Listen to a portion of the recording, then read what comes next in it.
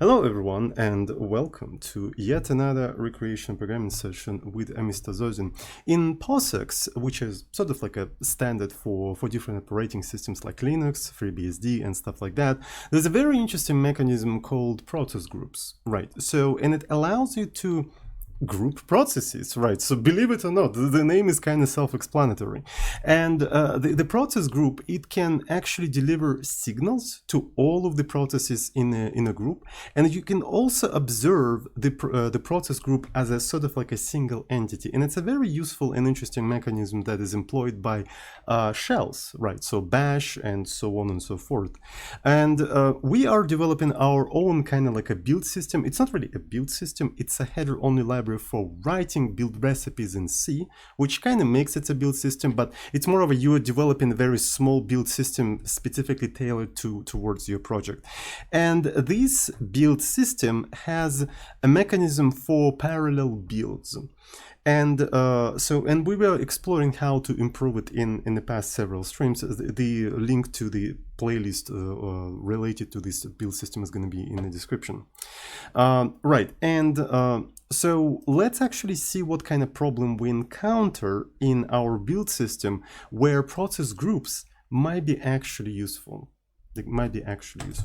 So let's actually go to our experimentation repo where we did like a eviction strategy mechanism and stuff like that, but it doesn't really matter right now. So we might as well just sort of like comment out the current main of the build system and create a new one, right? So let's just like create a new, maybe not even create a new one. We can kind of continue in here because I kind of want to have the workers that it is building. So what is it doing? It's actually building a bunch of workers, things like sleeper, which sleep for random amount of times, and loopers that loop for random amount of iterations. And we use them as sort of like to emulate different build processes that we're running, right? Instead of running an actual compiler, we will just running this dummy worker, which just doing something like looping, right? So we can test how parallelization works. So does it work well? Does it not work well? And so on and so forth,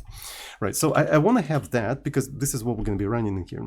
So here I rebuild the build system. Here I create a bunch of folders into which I'm going to be putting results and build results, and here I'm building the workers. So I think like around here I don't really need everything below, right? So I can sort of say that okay, so stop in here, everything below in here is not important, right? So it's kind of effectively commented out because we return out of that. And what do I want to do in here? I just want to run one worker, right? So let's just run a sleeper in here. So I'm going to do cmd append, and I'm appending to the command line, so something like build folder, right? Inside of the build folder, I'm running the sleeper, right? I'm running the sleeper. So, and in here, I'm just running this entire thing synchronously, like so. So let's actually try to run the whole thing, right? So running the whole thing, and the sleeper was actually run successfully, nothing particularly special. Right, so then I want to say that I want to run 10 of them. Let's go ahead and just run 10 of them, for instance, something like that. Let's just run 10 of them, and it's going to run them sequentially, which is not what we want, right? Which is definitely not what we want. What we want to do, we want to run it asynchronously. So to do that, I'm going to use a sync parameter in here, and I'm going to just put the process that was created asynchronously into procs list. And that procs list is just a global list of processes, right? I'm just like putting them in a global list of processes. And as you can see, it just runs them simultaneously. And then it kind of quits, which is not a particularly great idea to do in here. So what you want to do, you want to do procs wait, something like, it's not really, yeah, it's just procs wait. And in here, I just supply the procs list, and if it fails, I just return 1. So it should wait for a little bit, and then it just exits. But then I want to say, okay, so I don't want to run all of them at once. I want to run them in chunks. Maybe I don't have 10 CPUs. I, in fact, have 16 CPUs, but maybe I don't have 10 CPUs. I have only 5. In that case, I can always say max processes, the maximum amount of processes is going to be 5. right? Or maybe even 3. So I want something that is not divisible by 10, right? And it's going to start actually running them in groups by 3, right? And then there's like a little tail at the end in here, right? As you can see, it just like tries to split them by 3.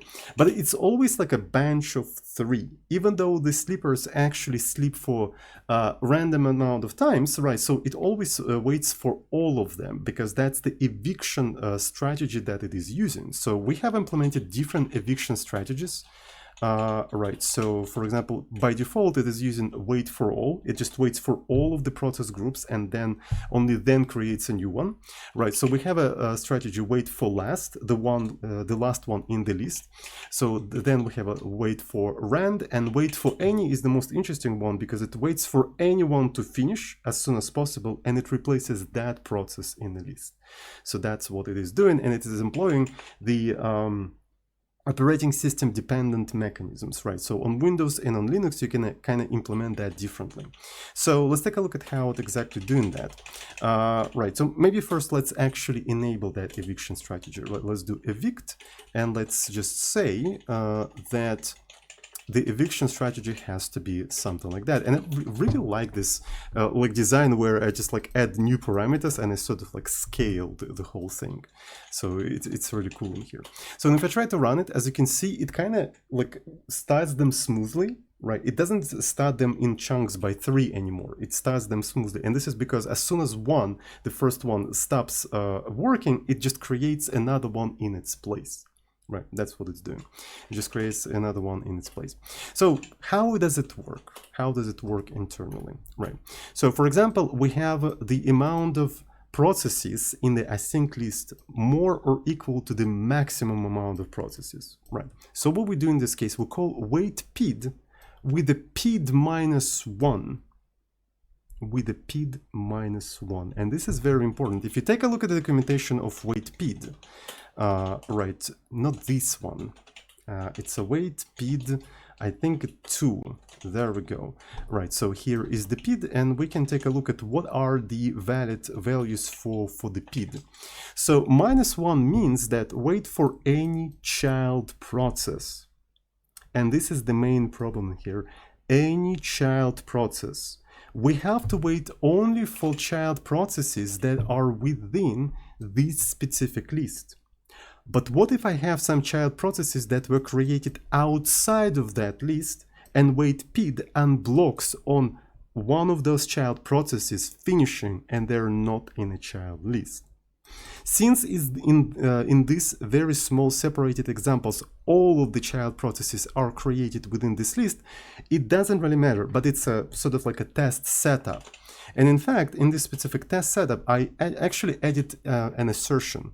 Look at that. So here, wait PID, it unblocks without error, and then we're starting iterating over each individual process in the list.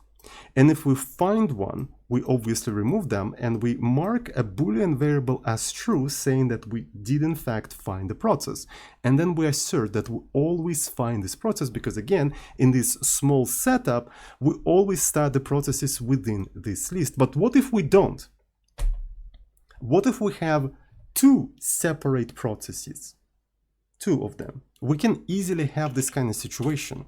So for example, proc is a global list, right? So here, this is a global list, but let's actually create another one, nob procs, and let's say this is a procs2, electric boogaloo, right? It's a procs2, electric boogaloo.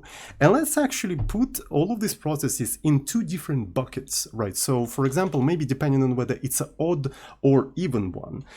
So let's actually have something like nob procs async, and it's going to be a pointer, right? And then here, if I is even one, we put it into procs, otherwise we put it into procs2, like so. Well, I mean, yeah, so this is how I want to do that. And then I put async in here. Will that trigger that assertion at some point? In fact, it will. It instantly triggered that assertion. So if you want to use this kind of mechanism in POSIX, you have to make sure that you always append into a single list, and you should never append into any other list. And in fact, you should never even start any processes like outside of this entire mechanism. And this is not particularly ideal, This is not particularly ideal. One of the suggestions that people submitted to me, people submitted like at least 2 pull requests that address this specific problem that I just described. So they suggest to use a flag which is called w-no-hang, right? W-no-hang, which makes wait pid asynchronous. And what you're supposed to do, you just iterate through each individual process and you wait on it in an asynchronous way, checking is it still alive or is it still not alive. But it creates a busy looping, which means it can peg a single core. And what you have to do, you have to sleep a little bit. And all of that feels like a very weird hack. Like, why the fuck do I have to do that?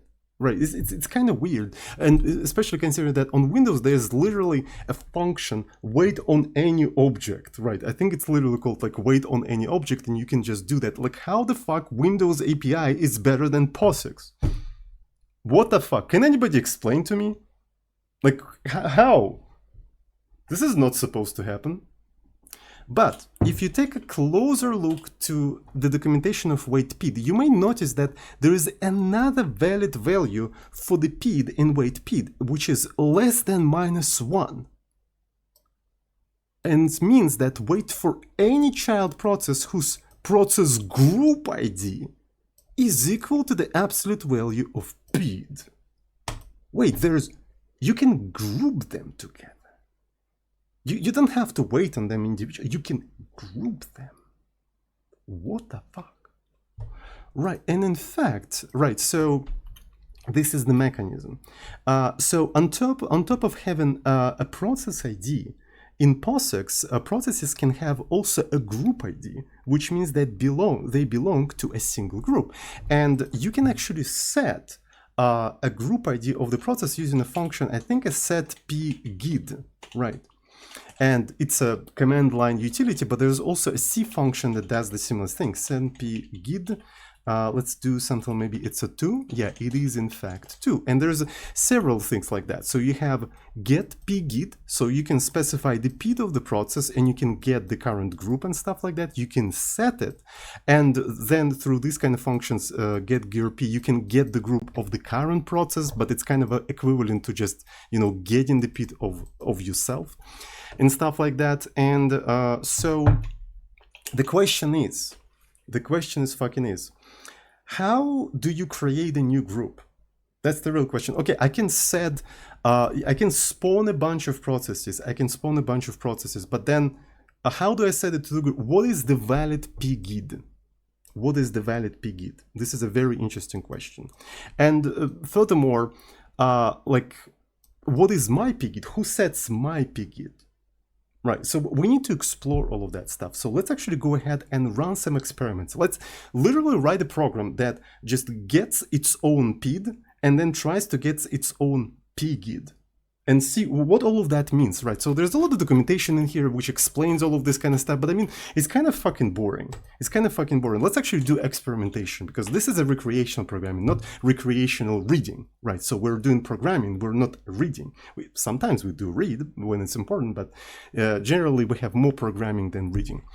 So let's go ahead and maybe do something like pgid, right? So this is going to be pgid. And honestly, I think I need to actually move it to prob, right? So because this is more of an experimentation, right? So this is more of an experimentation. Let's actually do main.c. So stdio, and I'm going to just do something like that. So in here, I can do something like pid, right? So let's get the pid, and this is going to be get pid. And as far as I know, get pid is in uni.std, right? It is in fact in uni.std. So let's do, maybe I can make a make file, right? So let's go ahead and just make a make file. So cc w-all w-extra o main.c, and let's make this kind of stuff. This is going to be main. There we go. So this is my pid, right? And it's always different, right? So it's always like incrementing and stuff like that. So now let's actually try to get my group ID. So get pgid. There you go. Get pgid, and you have to specify your own pid in here, right? Or you can just call get pgrp, right? pgrp, and if you look at the documentation, so git prg, which takes no argument, returns the pgit of the calling process, right? So we can actually use this one to get the group ID. To get the group ID. So printf, and so this one, let's put it in here, right? So let's put it in here, pgit, and it's going to be something like that. And if I try to now recompile the whole thing, right? Funnily enough, it is equal to itself. This is rather interesting. But we're also running all of that stuff in Emacs. What if we run it from bash? And this is rather interesting. What if we run it from bash? If I run it from bash, it is still kind of the same. Okay, that's kind of interesting. So yeah, so that kind of works. But now, what if I try to fork some processes? What if I try to fork some processes? Okay, so let's actually do something like fork, right? And this is going to be child. So this is going to be child. Let's go T. So with the ampersand, we can try to do that with the ampersand. Well, yeah, it's also the same. So as you can see, even with the ampersand, it's also the same. So let's actually fork some children, right? So let's fork some children. So if the child process of the fork is equal to 0, that means we are in the child, right? So, and in here, I suppose we want to kind of exit out of the child after we finish doing different things. Right, so, and in here, let's actually literally do the same thing. Like literally do the same thing. Let's actually see what the child PID is, and it's pgid. Right, and in here we're gonna exit as well. So, and in here I suppose we want to wait PID child null 0, right? So this is basically what we want to do. We start in the child, right? Child process goes here. We print its PID and its pgid, and then we exit from the child. And in the parent, we're gonna skip this entire condition, and we're gonna wait on the child. Right. So essentially, this is how fork works, right? So it splits the process in two, right? And in the parent, child becomes 0, and in the child, in the parent, it becomes the PID of the child, and in the child, it becomes 0. And this is how you can distinguish them. Do they share printf buffer? Probably. I think they do. So and in here, maybe we can actually put something to distinguish them. I think it's a good idea. Right, so this is going to be child, right? So this is going to be the child, and let's actually try to run the whole thing. So there's no exit in here. Probably what we have to do stdlib. All right, so and for wait PID, if I remember correctly, for the wait PID, you have to include not only unistd, you have to include additional things in here. All right, so let's actually see what it's going to do. Okay, so this one is interesting, and look at that. So it is the same group as the parent. Right, and that's the usual thing in here, is that the children that you create, they are in the same group as the parent. But this is not helpful, right? It doesn't really change our situation whatsoever, because that still means that if we're going to be waiting for group where we are, we're still waiting on all of the child processes, but we want to only wait for a small subset of the child processes, right? So what we want to do as we create a new child, we want to create a new group, and we want to put everything into that group, right? Into that group. And if it's a different list, we want to put everything into a different group or something like that. So, but anyway, let's actually try to maybe create 2 children, right? So, and see how their group ID changes, and if it changes at all or not. So in here, I might as well just like query replace child to maybe child 1, right? So this is a child 1. And in here, I want to actually create child 2, but I want to keep them simultaneously, right? So I'm going to query replace 1 to 2. This is the child 2. This one is rather interesting, is that okay, I just run both of them, right? I just run both of them, and maybe that will work. Maybe I can just like wait on both of them until they quit or something, right? So, and they don't even interleave, right? So, which is kind of nice, which is accidental. They may at some point interleave, right? If they execute fast enough, but in any case, as you can see, they are all in the same group. They're all in the same group. right? So which is kind of convenient. So one of the things you can do is you can actually set the group, right? So you can set the group. Let's actually read the documentation of set pgid, right? So, and I think there's at least 2 of these functions, right? So set pgid, 2 of these man pages. So set pgid. So sets pgid of the process specified by pid to pgid. If pid is 0, then the process ID of the calling process is used. Okay, so that's understandable. If pgid is 0, then the pgid of the process specified by pid is made the same as the process ID. Okay, so we can specify 0 in here and it just sets things to default. If set pgid is used to move a process from one process group to another one, as is done by some shells when creating pipelines, so this is interesting, both process groups must be part of the same process. I don't really think we're going to be doing like a piping in here, so maybe it's not really important for us. In the same, pgid specifies an existing process group to be joined in a session ID, blah, blah, blah. Doesn't really tell us like what's the valid pgid, right? So what's the valid pgid? I know that me, myself, is a valid pgid, right? So we can clearly see that because right here's the valid pgid and I can kind of set it to that.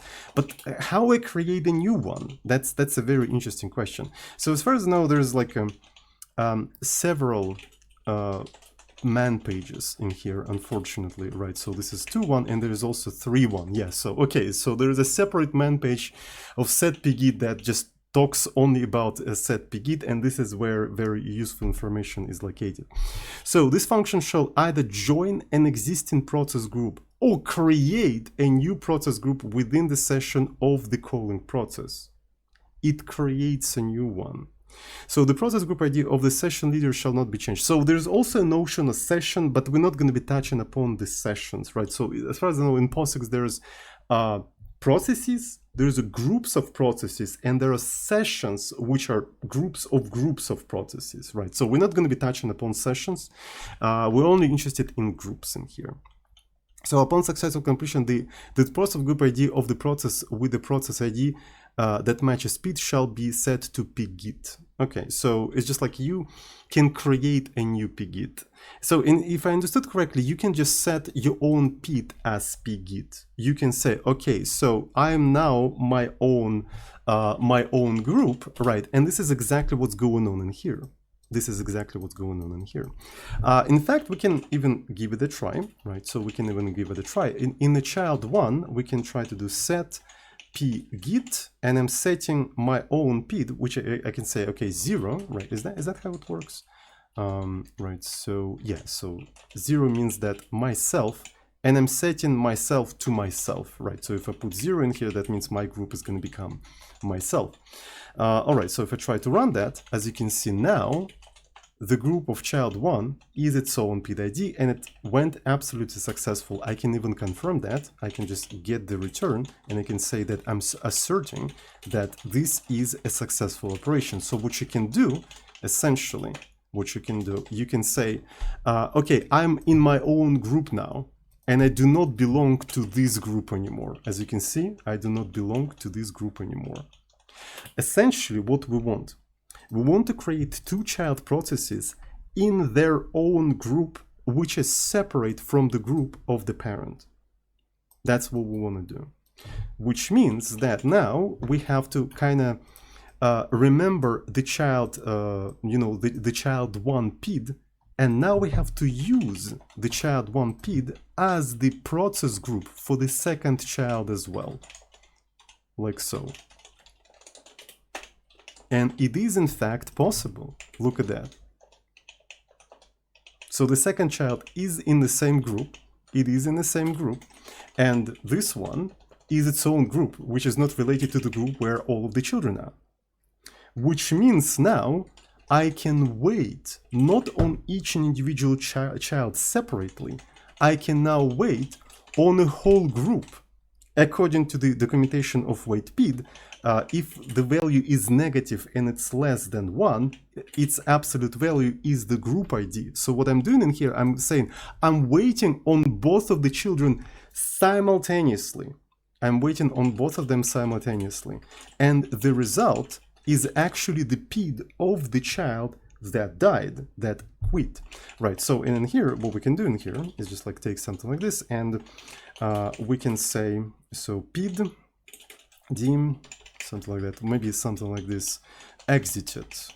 And since we know that we have only 2 children, we can repeat the same process 2 times. We can literally wait it 2 times, but we're not waiting them in any specific order. Look, in here, we're waiting them specifically in order first child, second child. In here, we're waiting on them in any order. If the second child will exit first, well, so be it. If the first child will, exit first, so be it. We're waiting on them in any order. Seriously. So there's a little bit of a problem in here, so I forgot to put pid in here. And as you can see, so this one is exited, right? So which is the first child. This one is exited. So this is the mechanism that we can use in here. This is the mechanism that we can use in here. And it is really cool. I really like that, right? So I only learned about it yesterday, right? So before yesterday, I didn't even know POSIX had something like that, right? So, and apparently it does have it, and shell scripts actually very actively use this mechanism, apparently, according to the stuff that I read online. So they use them to organize jobs and stuff like that. So we use the pid of the first child to group the next one into it. Yes, that's the plan. That's the plan, actually. And so here's the thing. So let's actually try to apply that. So we're gonna go to nob.h. Essentially what we can do, when we are about to create a new child, we need to look how many children in the group we already have. Right? How many of them we already have. And if we have none of them, the newly created child is going to be the group. It's going to define the group, right? It's going to define the group. So that's basically the idea. But the problem with a set group is actually very interesting. So there is an error that may happen in here. Which is pid has to be set before you did any exec. Right. So the value of the pid argument matches the process ID of a child process of the column process, and the child process has been successfully executed one of the exec command. So you have to fork, and inside of the child, you have to set its group, and then you have to do exec. And after you did exec, you have no right to set its process group anymore. So you have to do that before you do exec. So there is a little bit of a problem in here, is that so we start in the process, right? So start process actually performs fork and exec, but we need to make it also perform set group.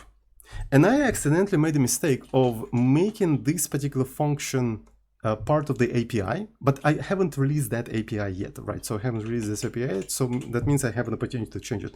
So, and essentially what I have to do now, I have to actually specify pgid in here, right? So we have to specify pgid, and that doesn't really work well with Windows, right? So for example, like this particular argument doesn't make sense on Windows. So, and I'm not really sure what to do about that. So maybe I should actually completely revamp this particular function, or maybe not make it public, but I kind of want to be able to just start a process asynchronously. I have not decided. So yeah, we need to accept pgid in here, right? So, and here is the implementation of le fonction, right? So here is pid pgid. So, and here we have two implementations. So this one is for Windows. We don't really care about it right now. And this one is for Linux. Okay, so we're doing the fork. Right, then within the child, here we're doing all of the stream redirection. And another thing we have to do in here is set pgid. We're setting for the current pid, and we're setting it to the pgid that we actually supplied in this specific function, right, in this specific function. And now we have to go through all the compilation errors, actually setting it to 0 whenever it is appropriate. And what's interesting is that if you set it to 0, that means it's going to set the group ID to its own PID. Right, so you can just supply 0 to here, and you mean, okay, you are the group leader, so to speak, but I think group leader has a separate meaning within the POSIX, so I'm not going to use that word. Anyway, so let's actually go to the compilation process, and let's try to recompile everything in here. So, okay, so here's the interesting thing. This is where we do cmd run, and this is where I have to perform this entire thing. So I have to supply pgid. Right, but now I have to pick a different pgid depending on whether I'm on Windows or not on Windows, right? So for example, if I'm on Windows, none of that makes any sense, right? So all of that stuff has to be specifically on Windows, right? So this is Windows now. And in fact, start process, I might as well actually call it not pgid, but just group, right? Just group, and then I can say nob.proc, because nob.proc is sort of like a cross-platform thing, right? So you see on Windows, it is like an invalid handle value. It's just a handle. It's a WinAPI handle, right? So as you can see in here, so maybe that signature is still kind of valid on Windows. It's just on Windows this specific group is ignored. Right, it's just ignored. So now here I do that, and I need to find the implementation of this function. So here is the implementation. This one is a group, and this is a nob group like that.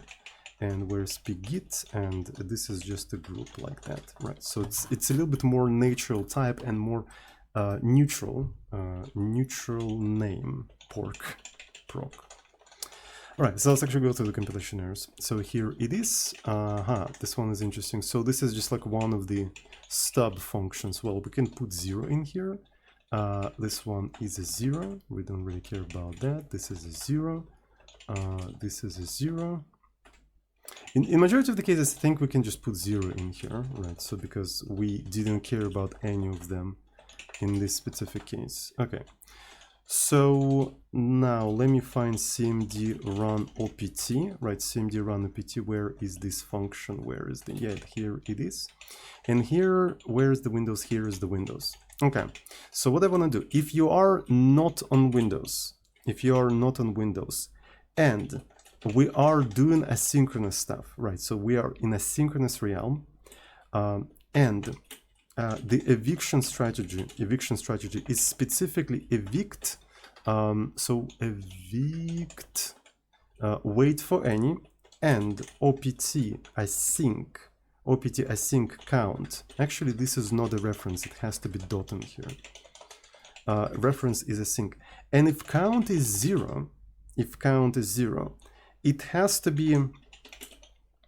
to stay 0. So pgid has to stay 0. So we only have to do something if it's greater than 0.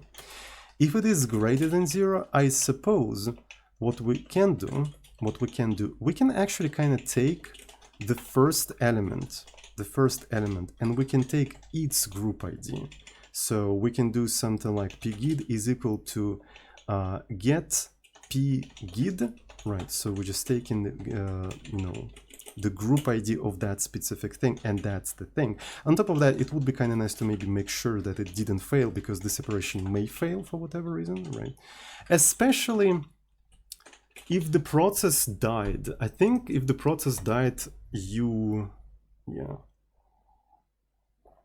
may have some problems. But I mean, if you haven't collected its exit code, it's a zombie process, so maybe you still can get pgid of a zombie process. Maybe that's totally fine.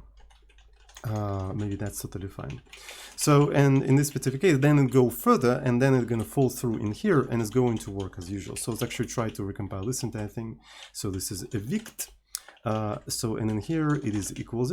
Okay, and it's totally fine. And it didn't change anything. Because we're still doing on -1. What we have to do, we have to actually wait on the entire group. So what we can do in here, right? So we know that we have at least one process in here, right? So because otherwise this condition would be false, and we would, get out of the loop, right?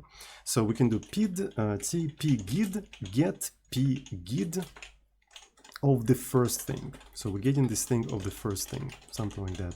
And obviously, let's actually double check that pgit is more like not equal to -1. Yeah, so I feel like I actually fucked up something here. So because what's going to happen is that it's going to be equal to -1, if I remember correctly. Let me double check that. man3 pgit return. Yeah, it will return -1. So it's literally -1 in here. So here is another pgit, and this one should not be equal to -1. Okay, so, and what we have to do, we have to wait on negative pgid, specifically negative, right? So because this is how you indicate that you're waiting on a group. And now, if I try to run this entire thing, right, so it failed, it has to be not equal to -1, that's understandable, and it worked out.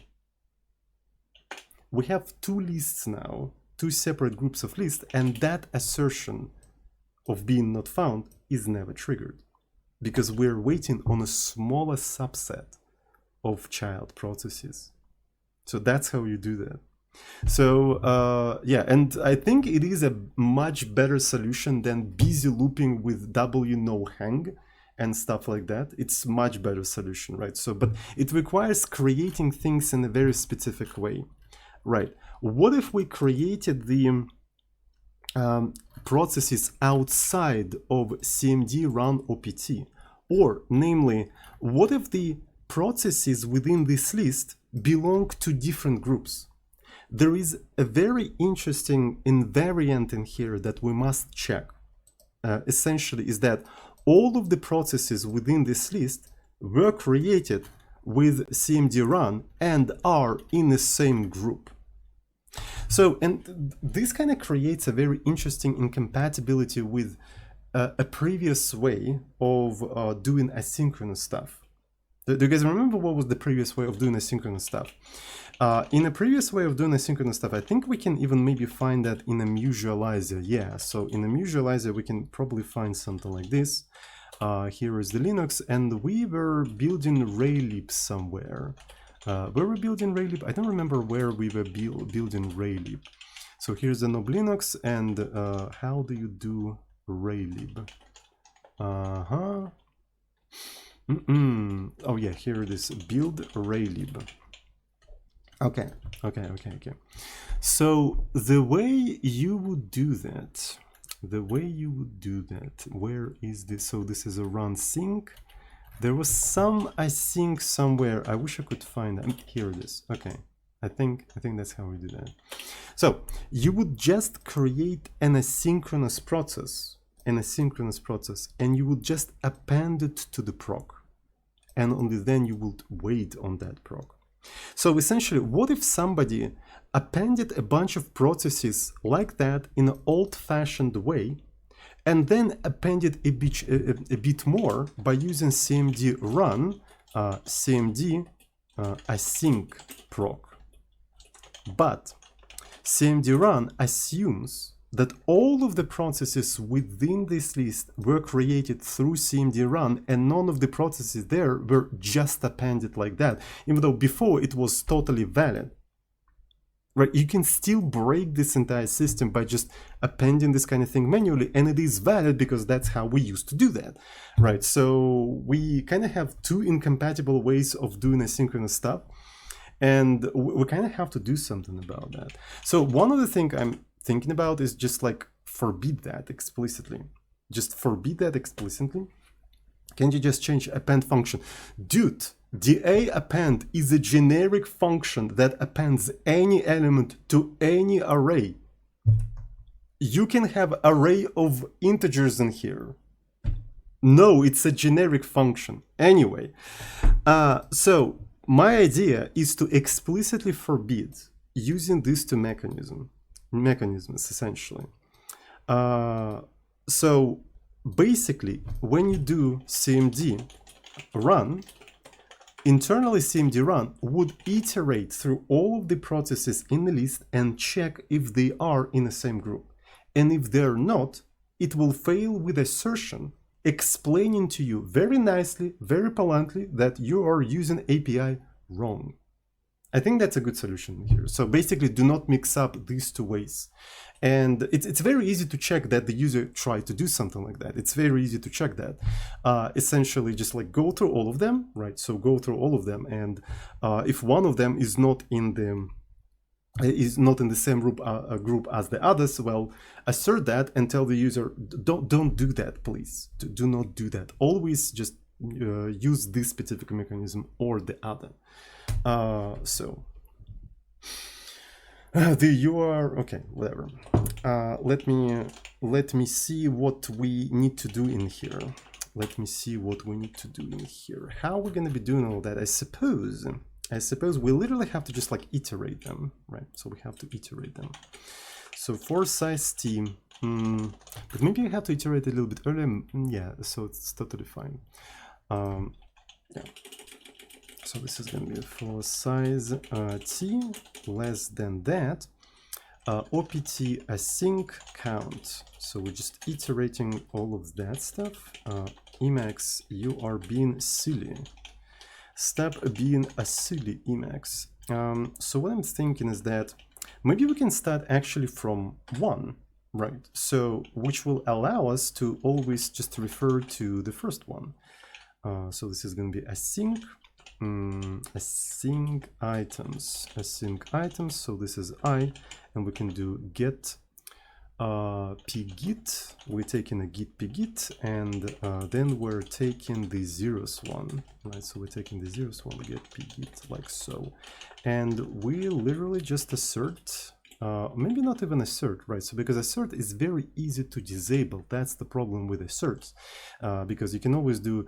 What is the end debug or something, right? So maybe it's better to actually literally check, right? So if this thing is not equal, just do the error log and maybe even abort the whole thing in here. End debug, yeah. So end debug. So you can do end debug and just disables all the asserts, but this one is kind of important. This is very important variant. So, and I don't really like that we're getting the PID for the first process over and over again.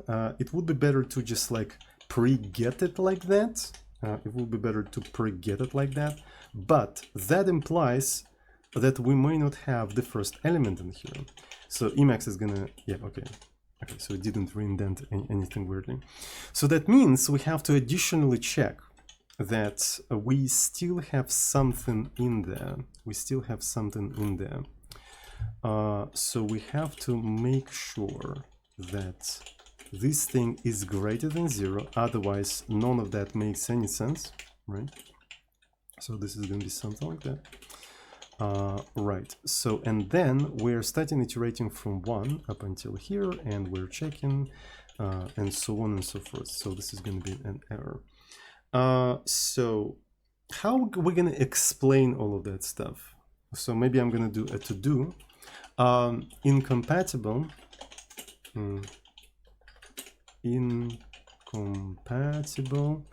async mechanisms are detected.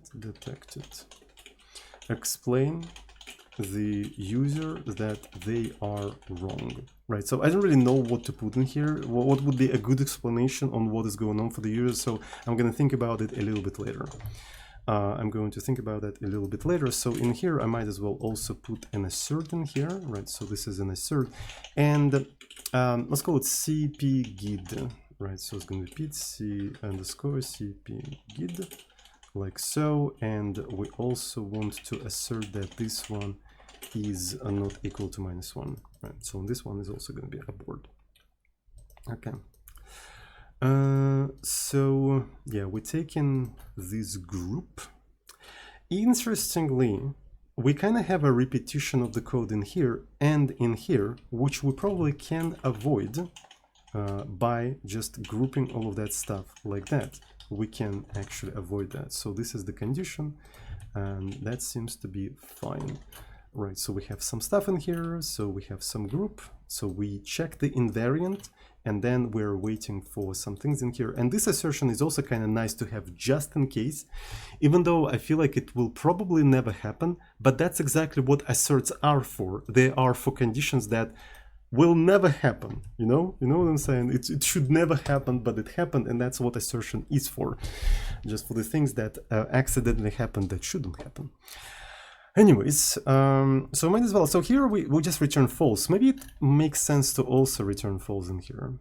Is that a good idea? Yeah, let's actually return false in here. So let's actually say that we couldn't create a new one, right? So because here we just do this kind of stuff.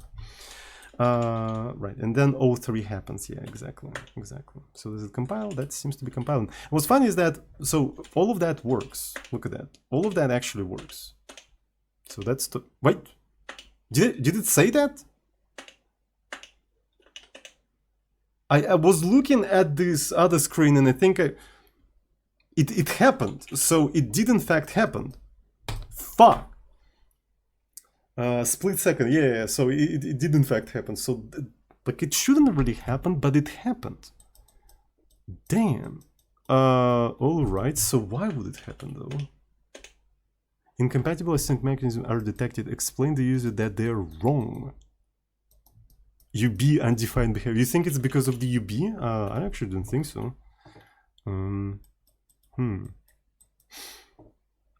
As always, yeah.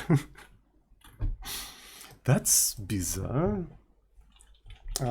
So I don't freaking know how would that happen? How would that even happen? You dumb user, you're wrong. Get wrecked user. Yeah, exactly. So some of them. Wait a second. I have an interesting idea. What if? Yeah. So it could be that we were creating the processes too fast, and one of the processes just didn't have an opportunity to switch its group ID yet. That could be one of the things. Damn. Right, because how does it set its own pgit? So if you take a look at the implementation itself, we first do the fork, and only then we set pgit. But I suppose there could be a little bit of a time between fork goes into the execution and doing these things. So maybe that happens somewhere in between here. So maybe that's what happened. Replacement of the first. I don't think it's something with the replacement of the first. First could be replaced, but we're taking the group ID of the first. So if the first was removed, I think it's going to be totally fine. What if the first is already finished? That's a good question, actually. That's a good question. How can we even check that? It's POSIX time, yeah, exactly. So you know what? I want to make a small break, right? I want to make a small break and I want to make a cup of tea. And while I'm making a cup of tea, I'm going to be thinking what could be wrong. And then we're going to try to conduct a bunch of experiments just to see what's going on. Could it be an interrupt or just being unlucky? Interrupt means that we would get an error. I don't know what interrupt have to do with this problem specifically. Okay, so let's make a small break and we are back. So my conclusion so far after making tea and thinking about it, that it is in fact probably a race condition where we try to get the group ID of the child before the child managed to put itself into a different group. So that's what I think it is. And we can try to reproduce that super quick. So here's our setup, right? And within that setup, we can try to literally test that. So what I can do is maybe we can literally just try to do something like 1 equal to get pgit of the child 1, right? And we can literally try to assert that. So here we do lefoc, and then instantly do assert. So let's actually remove the second child, right? And this stuff as well. So then we're waiting for the first child. So one of the things the child does, it just sets itself to that specific pgit. And honestly, in fact, we can kind of simulate that. We can easily simulate that. Right, so we can put a sleep in here. All right, so in a CC, I don't even have a, oh yeah, I have a make, I forgot. And it in fact asserted, right? So it in fact asserted. If I don't have this sleep in here, if I don't have this sleep in here, well, it kind of did assert, right? So it kind of did assert. But if I put a little bit of a sleep in here, maybe even uSleep, can we just use uSleep? So it uses microseconds, so this is 1 millisecond. This is insane. Holy shit. This is so cool. You can reliably reproduce a race condition bug by inserting 1 millisecond sleep. This is so fucking cool. Oh my god, I love it. That's so fucking awesome. And it's just like, these kind of bugs are usually very difficult to catch and debug, but you can literally reliably reproduce that bug by inserting 1 millisecond sleep. Yeah, race conditions are so annoying, and here it is. You can like literally prove that that is the fucking race condition. So, okay, if you don't sleep, like if you sleep a little bit, it's totally fine. How low can you go? Half of the milliseconds, 500 microseconds. 500 microseconds, 100 microseconds. Okay. 50 microseconds. Okay, 10 microseconds. 5 microseconds? 1 microsecond. Get out of here! 1 microsecond is enough to reproduce that. Holy fuck. This is so annoying. This is really annoying. This is why we do these kind of things on cores that are isolated from interrupts. Yeah, understandable. But it's so annoying, and I'm so like excited right now because this is insanely educational. This is such an educational example, and I just stumbled upon it accidentally. Holy fuck! Like, it's a very good demonstration of freaking race condition. It's only 1 microsecond, very reliable to reproduce. Damn. Computer fast, yeah. Okay, so one idea was, people suggested 2 ideas. Basically, set in the parent. We can do that, but set pgit is not allowed after exec. And we don't know when exec happens, right? So somewhere here, the child should perform exec. In this specific example, we do not perform exec, but in our more real example, we do perform exec. So one of the idea that I had is to basically employ something that waits for a signal, right? So people said it's pause, right? Well, not that pause, but pause 2.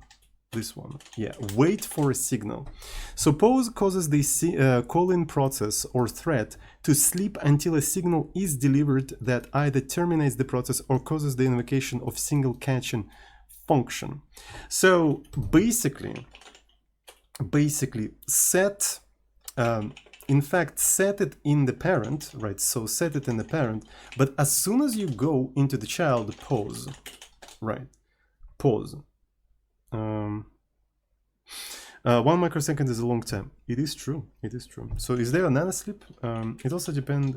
Tick rate. Yeah. So there's a lot of reasons why it may happen. But pause. If I just send a signal to this thing, it will terminate the child, wouldn't it? Right. So because it will just yeah. So that means does it mean that if I employ pause, I also have to replace a default signal handler, sig stop. So what does sig stop does? Sig stop. Sig stop doesn't exist. You're saying random shit. So sig stop. Is that like a hallucination? It's not hallucination. It's kind of a hallucination because it's not the full information. So it's some sort of a function or whatever. Okay, so you just whatever, wasting my time. Yeah. So does that mean? So the real question: does that mean if I employ the pause, I have to rewrite one of the signal handlers, or pause basically just continues? I need to read more about pause, right? Because it made it feel me like I do in fact have to rewrite things. So it causes the calling process to sleep until a signal is delivered that either terminates the process or causes the invocation of single catching function. Yeah. So by default, it's going to be kind of, yeah. Okay, so let's give it a try. So here's my idea. So this one is going to be assert, and I expect it to be equal to 0, obviously. So I'm setting child to itself, right? I'm in fact setting child to itself, and now I have to deliver a signal to the child. How do I deliver the signal to the child? I think I can do that through continue. Right, so essentially I can kill the child 1, and what could be a signal? What are available signals? Is there a man page with the list of all of the signals? Does anybody remember? Right, so what's the man page? Signals, signal 2. I think I saw that. Signal. So there is a, where's the function with all of the signals? That's what I'm asking, not the signal function. I'm not interested in that. How is it called? Okay, list of all POSIX signals. H-top F9. Signal cheat sheet. I remember there was a...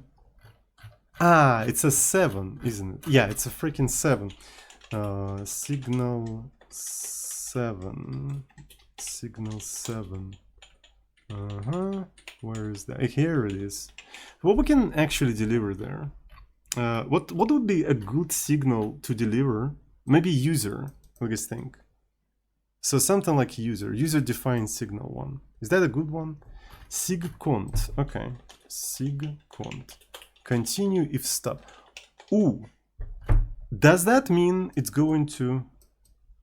Ooh. That's actually cool. So, but what is stop? Can I stop the child? Sig stop in the child is second in... So, but sig stop, can I just, like, how do I do a rise is sig stop? Okay, so that's a good one. Is that POSIX? Is all of that POSIX? Rise, sig stop. Man rise 3. Send a signal to the core. You can send signals to yourself. That's very interesting. And what is exactly stopping? What is exactly stopping? Stop. So what's the definition of process stopping? So is there any definition? So is pause stopping? Stop is Control Z. Okay, is it equivalent to pause? So what's the difference between pausing and stopping? That's a very interesting question. Is that equivalent? How exactly does pause works? I understand, so yes, I don't know. Can you start again if you pause? This is not a question I'm asking. What's the difference between pause and stop? Is until next signal, sig stop, until second. So this is literally 2 different mechanisms that do the same thing. Do I understand correctly that this is 2 different mechanisms that basically, not entirely, I agree that not entirely, but basically do the same thing, and they're not compatible. So they're not compatible. They're not, well, I just admitted that not entirely the same, right? So listen carefully, please listen carefully to what I say. All right, so they're kind of similar, but not the same. Similar, not the same. Again, listen carefully, similar, but not the same. And they're not compatible. Can you just answer yes or no? Okay, I see. Anyway, whatever. So I suppose we need sig stop and sig continue. Yes or no? Listening comprehension of the chat is insane, Brovskis. Insane. Anyway, so kill child sig cont. Sig cont? Oh, mate, sig cont? I'm sorry. Alright. So let's do child 1. I started sig cont. And used, I wanted to assert return equal to 0. It's still going. Motherfucker's still going. Kill semicolon. Okay. And it didn't work, chat. You lied to me. You literally lied to me. It didn't deliver sig cont to the child.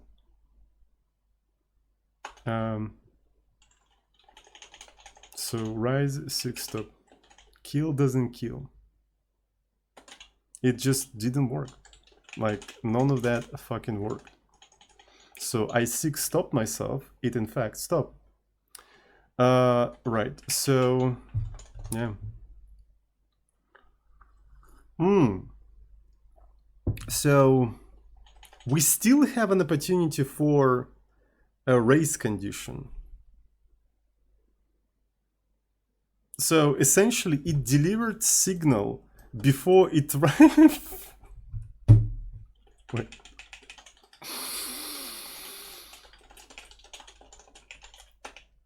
Fuck you.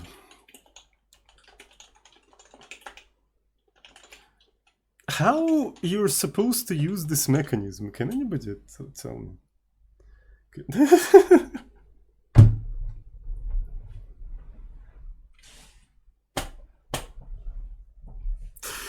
This is the funniest shit. Like, in whatever you do, you're gonna end up with some sort of like a race condition in here. Signals suck. They shouldn't really be used much. Yeah. It would be kind of cool if it's just like, man, how the fuck do I even do that then? In a reliable way, though.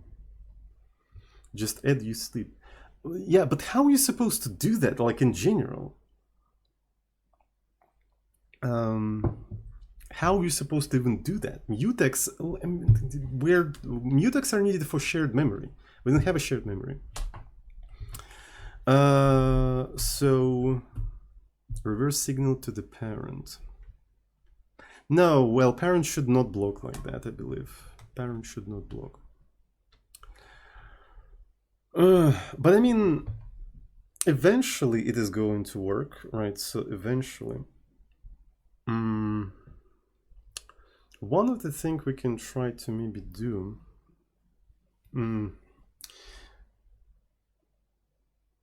Semaphores, why are you guys suggesting mechanisms for shared state? We don't have a shared state in here. This is a separate process. Parent should block until the child has spawned so that the parent can set git right. So you think it's a parent should block? Okay, maybe. I think it's a parent should block. Okay, let's give it a try. So what that means is that let me query replace child one parent. Okay, so, well, fuck, I'm an idiot. I wanted to call child one just a child. Child one child. Okay, so and in here we're gonna also have a parent. Parent. It's gonna be cat pit get pit. Okay, so and in here, let's remove all of that stuff.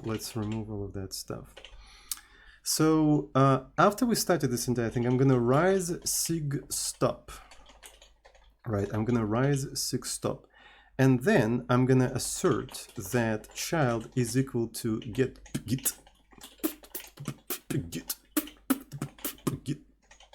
So, and then we're waiting for the child with no status. I don't give a shit about the status and zero stuff in here. All right, so that's what we're doing. So, and in here, what I'm doing is I'm set git essentially to 0, 0, 0, 0, and then I'm killing my parent with sig cont. Sig cont, but you can also have a race condition in here, I think. Right, conchu. Right, essentially, it sets it too fast, right? So, and it sends it before I rise sig stop. Well, it kind of works. Well, but if I put you sleep in here, yeah. So what if I just like schedule a kind of like doesn't work properly in there? What if you do sleep in there?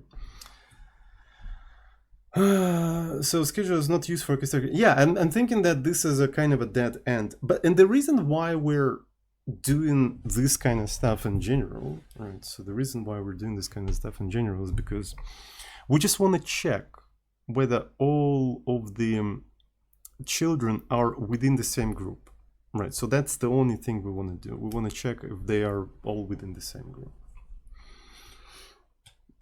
Child should give a thumbs up when it's ready. Yeah, so like, but how do you do that? Through the signals?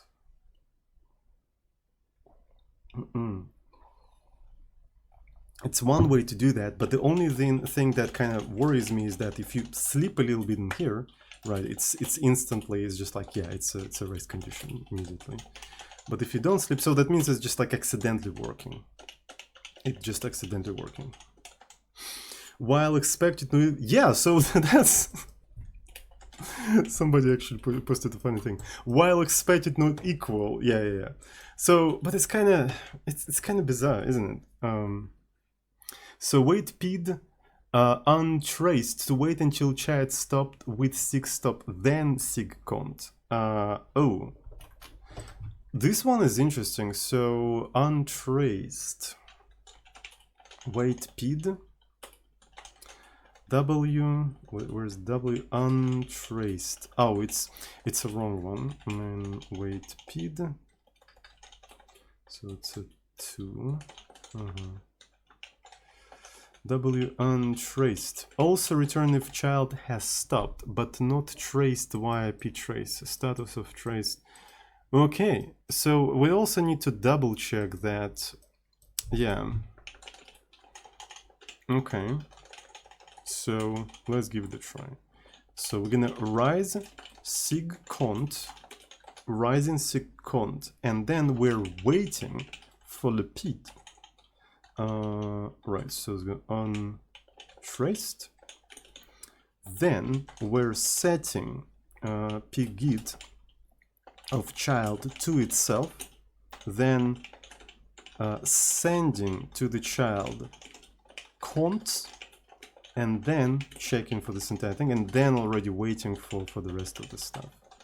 So that is parent is not used, which is understandable, and it didn't freaking work, surprisingly. So so it's kind of weird. So I go to the sig cont, sig stop. Yes, that is true. That is working. That is working. What if I add you sleep 1 in here? That is still working. What if I add you sleep like 3? That is working. But what if I wait a little bit more here? That is still working. That is okay. So that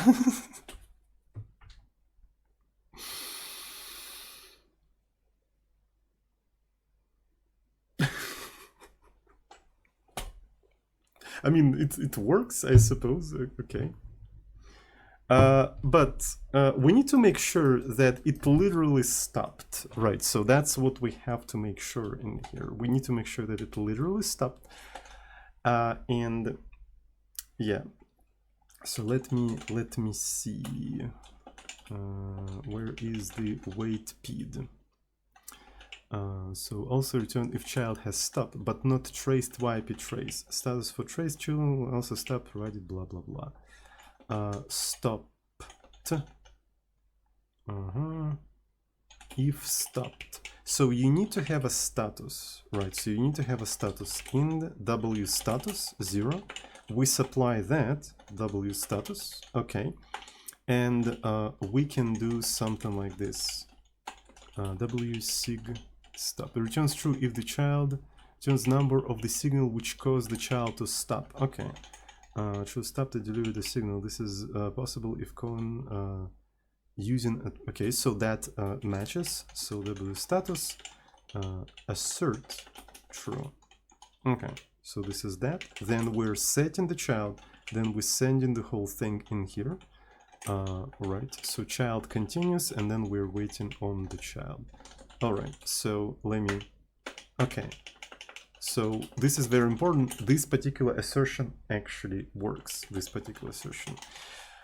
Okay, it's kind of is that a recommended way to do that? Right? Is there any official recommended way to do the thing that we're doing right now? Or is that like, is this a recommended way? Pipes, using pipes. But how pipes are gonna be helping me in here? Like, I don't quite get it. So we already kind of use pipes though. So we already kind of use pipes in nob.h, and let me see. Yeah, here they are. We're doing like a dupe2. Oh, you mean communicate the information through a pipe, not through a signal, but through a pipe. That's what you mean. Okay. So you say pipe, and I don't understand what you mean. So it's just like, yeah, create a pipe, share the right side into child, block the read, close the pipe.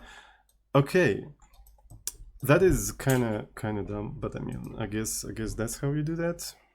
Or ptrace. So let me see, man, ptrace.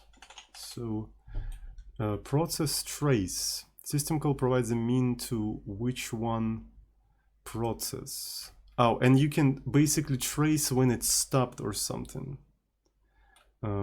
Right, so that's what you can do. Interesting. Why is that dumb to use pipes? I don't get it. It is kind of like clunky. It's like a lot of moving parts just to communicate a very simple. Honestly, like the only thing I want to do, I just want to set a group ID to the process.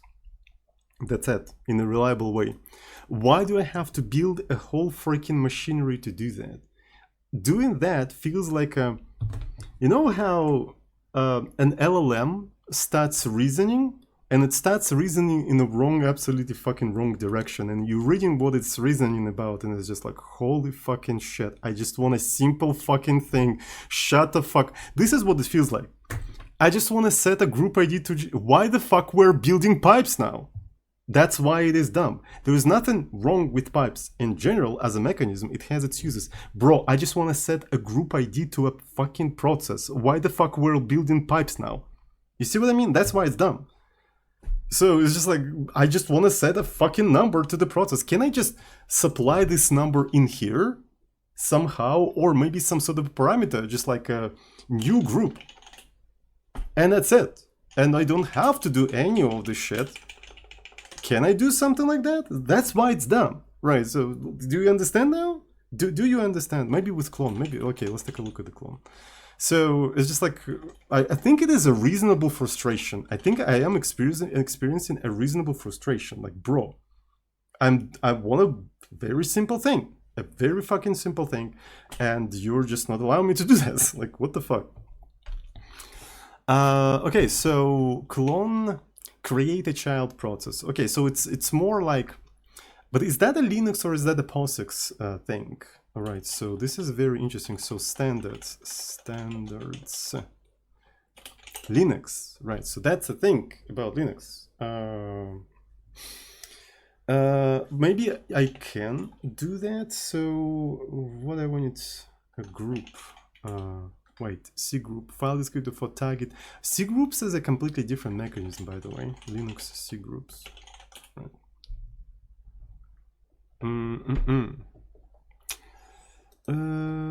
C groups.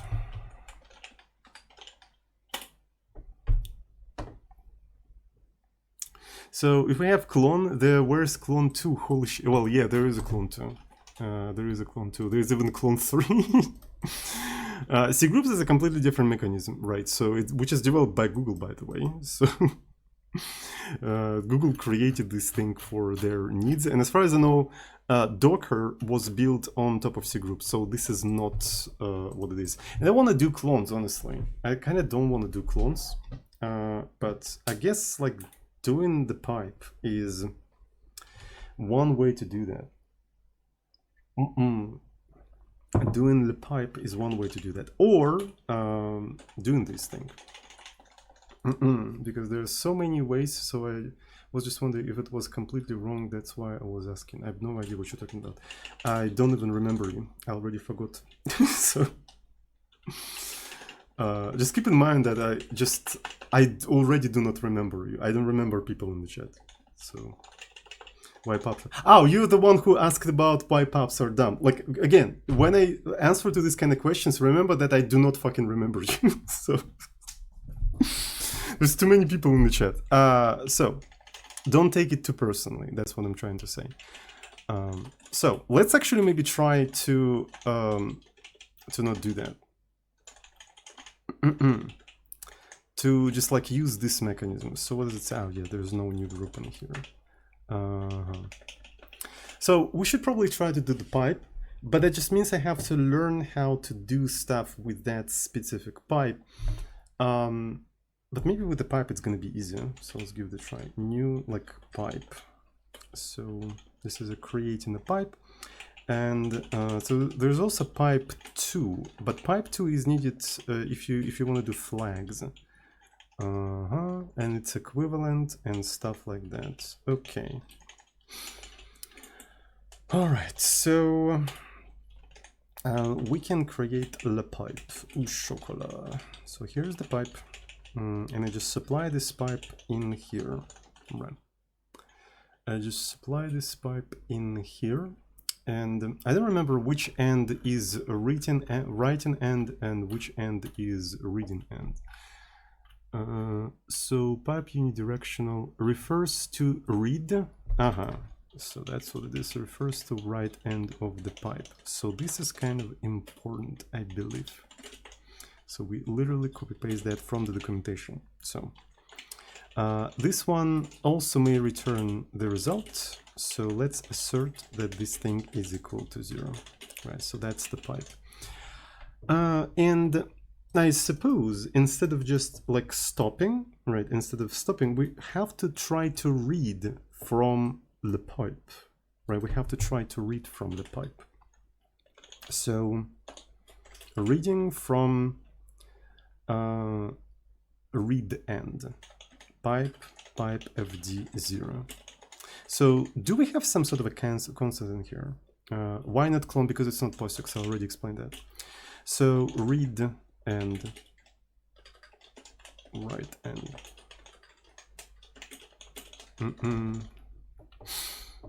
So listen carefully, chat. Listen. Okay, so reading the stuff. So and here is going to be blocking. So when we're reading, do we have to? Yeah, maybe we don't even have to read into anything. Right, so we can say, okay, read 0, but reading 0 will also instantly quit. So we have to try to read at least something, right? So is that one thing? So 1. What do you guys think? Is that a reasonable thing to do, right? So just like read one character in here, just read one character. And here, so what we do is that we are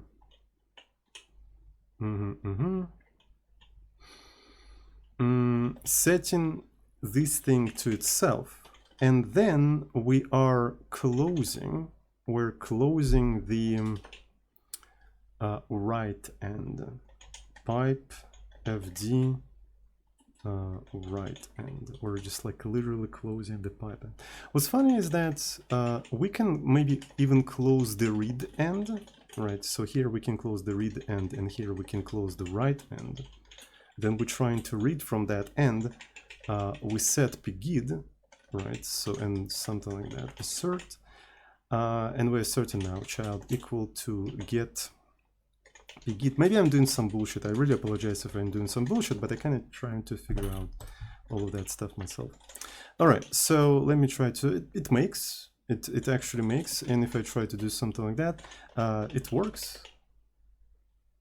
So is that how we're supposed to do that? Is that, did I miss anything or whatever? So absolute trading, I think it is in fact absolute trading. By the way, we can just do something like return and say read returned D, right? So here is the return, and I need to remake the whole thing, that's for sure. It returned 0. Ooh, this is kind of cool. So I can even, because it never read anything, but Another thing, what if I just provide null and 0 in here? Because I don't want to allocate anything on the stack.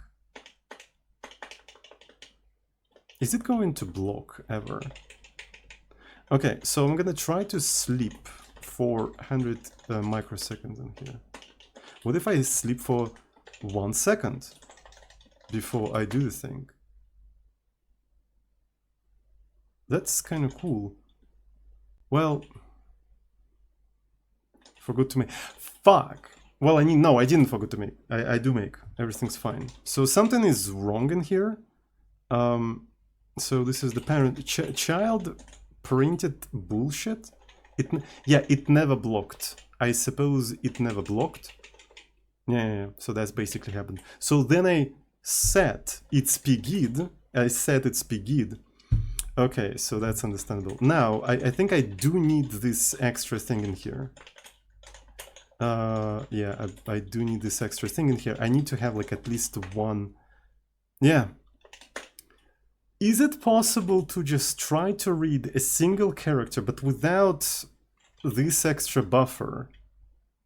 In fact, can I say void pointer 69420 and just 1? Because I will never actually try to write anything into that address.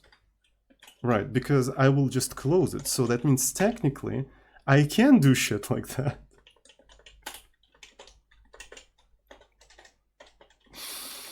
That is totally fine. I mean, because I'm closing it, so read will never try to even write anything into this. I can put literally garbage in here and it's fine. It's totally fine. Like, you can put garbage in here.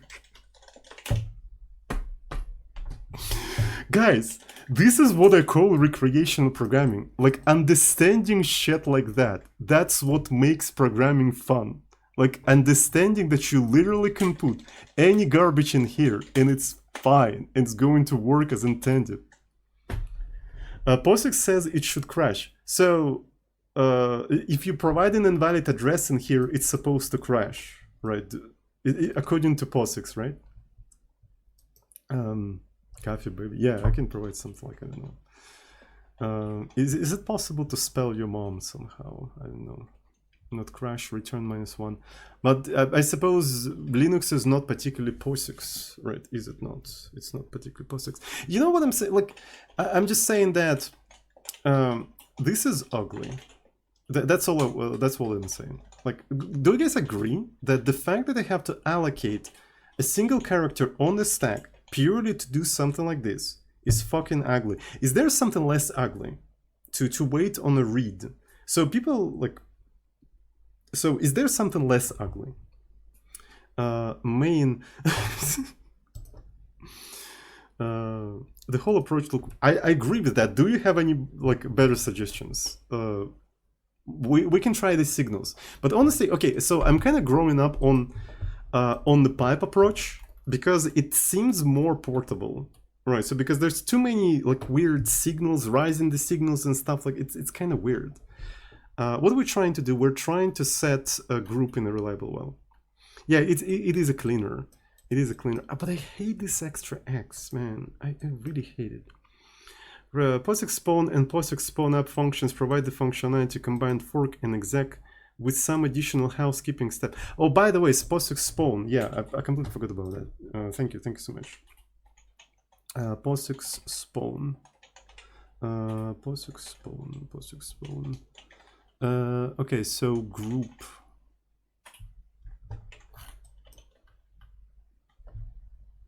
Okay, so I suppose we have to probably switch towards POSIX spawn. You're right, Belizarith. Thank you, because this is a good one. So the standards. So what are the standards? POSIX, and it's actually relatively old. So this looks like it's something reliable. Thank you so much. By the way, let's actually release the plebs, right? So we already figured out the right solution. Yeah. What's funny is that I knew about this function. I fucking knew about it. I just forgot. But there's just like too much crap in POSIX sometimes. It's just like, yeah, you kind of forget about it. Didn't you remove spawn because it had issues in? I don't remember it, honestly.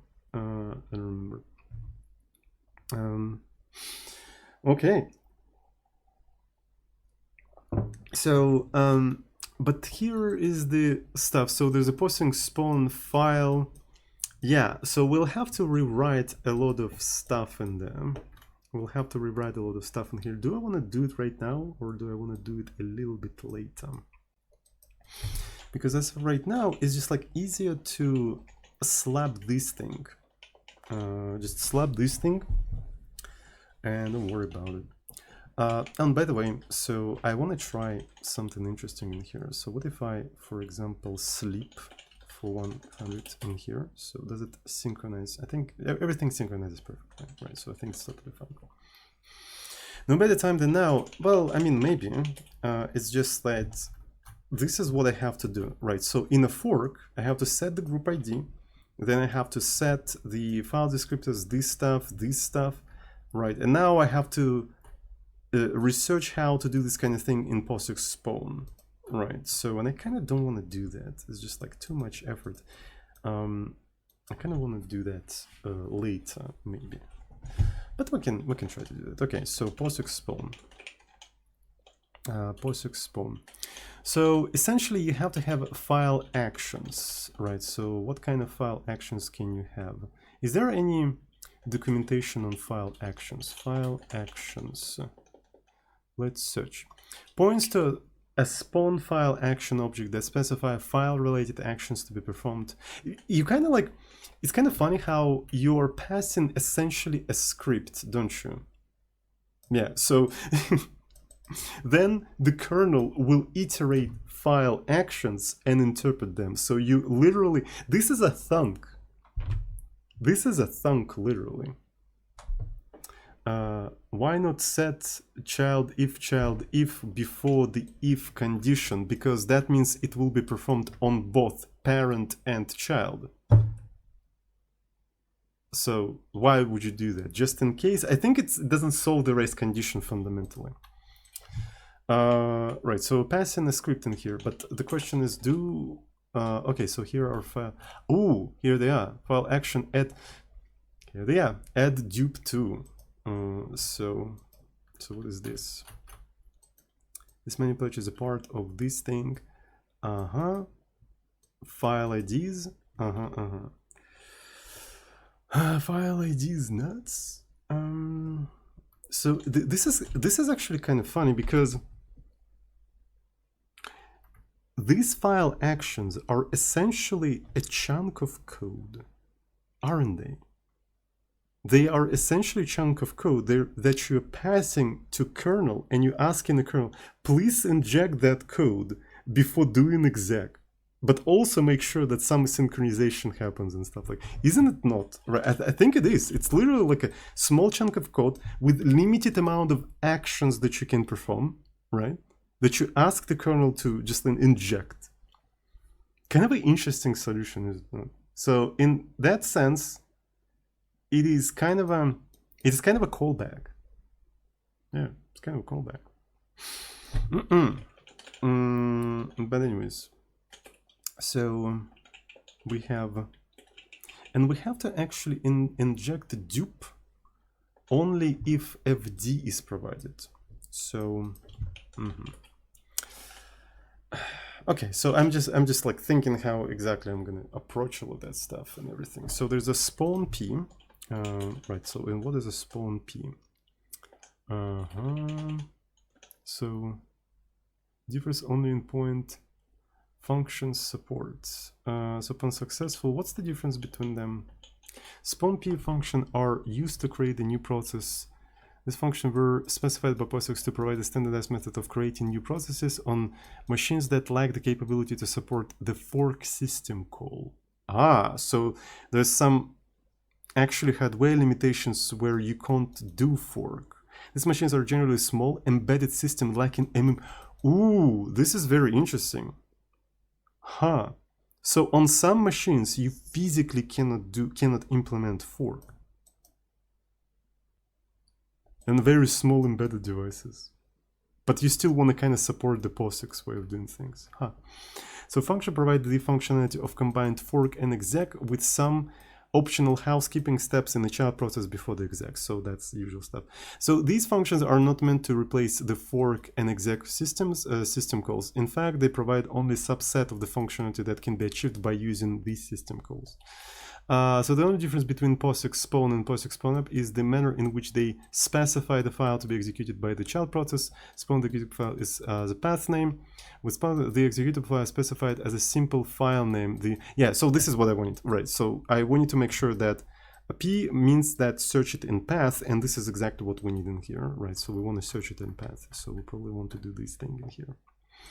So what's interesting is that it provides a simple, like, subset of the functionality that can be achieved, and because of that, maybe we can just continue doing whatever we are doing, right? So I think it makes sense to continue doing what we're doing because it will allow us to achieve more things. And the purpose of this entire thing is just for embedded systems that physically cannot do fork. So let's just do the pipe thing, right? Let's just do the pipe thing. So, but thank you for suggesting this thing. Thank you for reminding me about it. I really appreciate that. Pipe anyway. Let's fucking go. All right, so here we're doing that. How are we going to be calling this pipe? Metal pipe. So pipe fd. So let's put it like that. This is going to be sync pipe. Okay, I don't want to rename things too much, right? I don't want to rename things too much. So then we actually have to do that before the fork, right? So we have to do that before the fork. We create the pipe, we create the fork. So then if it fails, we just report that. If we are inside of the child,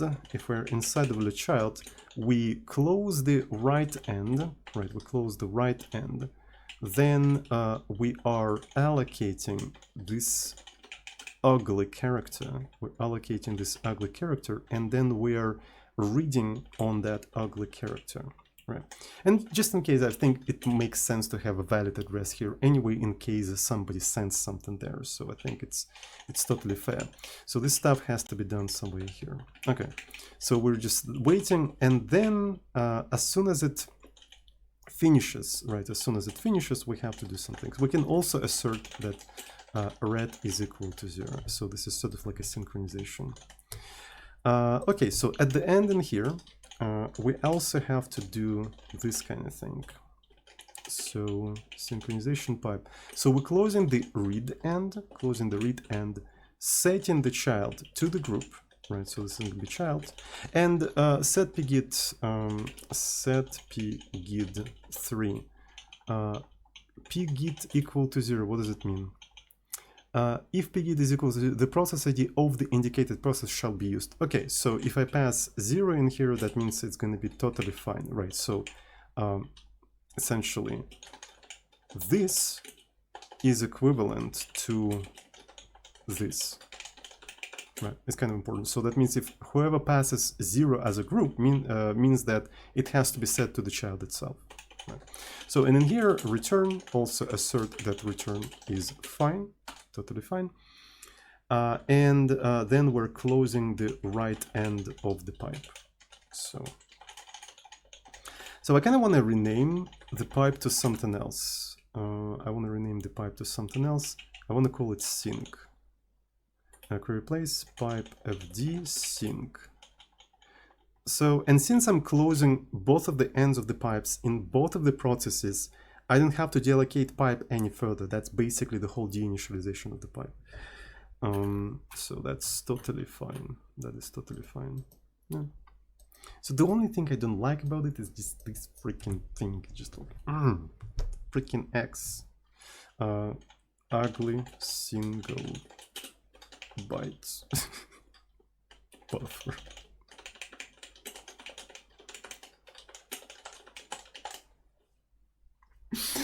How about that? No, it's just like, if you can't make it pretty, just, you know, embrace it and make it as ugly as possible. I think that's a good idea, right? Like, I can't make it pretty. Okay, we are embracing the ugliness now. So a byte for asleep, one way you have to that. Well, yeah. Byte for asleep. Okay, good. Ugly useless buffer. Well, yeah. So ugly single byte buffer. I think that's better to call it like that. Might as well even do something like size of ugly symbol. Yeah, look at that. Look at that. So it's perfect. Absolutely perfect. Okay, so let's try to rebuild the whole thing. Let's try to rebuild the whole thing, and it doesn't build because we don't have a write end and read end. And this is something that we probably... I'm going to steal it from here. So does POSIX define this kind of names anywhere? Do you guys know? Because I feel like POSIX defined some of them somewhere. So pipe. I kind of like, I swear to God, I remember it defining. No, it like I have to directly work with these ugly numbers. Can anybody confirm? Did it define them or not? They should be close at a read. I don't know. Okay. So yeah, here. Oh yeah, so we have to close it as soon as we create it. That is true. But I mean, no, we're already done that. So we're already done, and yeah, so we're closing the read and stuff like that. Anyways, chat is trying to debate me yet again. Chat is baiting. I can see when chat is baiting. I'm not gonna give in into the bait. I'm not gonna get baited. So this is the child, but it's not called chat. It's a CPID. CPID. Okay. So let's see if we'll ever be able to reproduce that. I didn't think we'll be able to ever reproduce that, actually.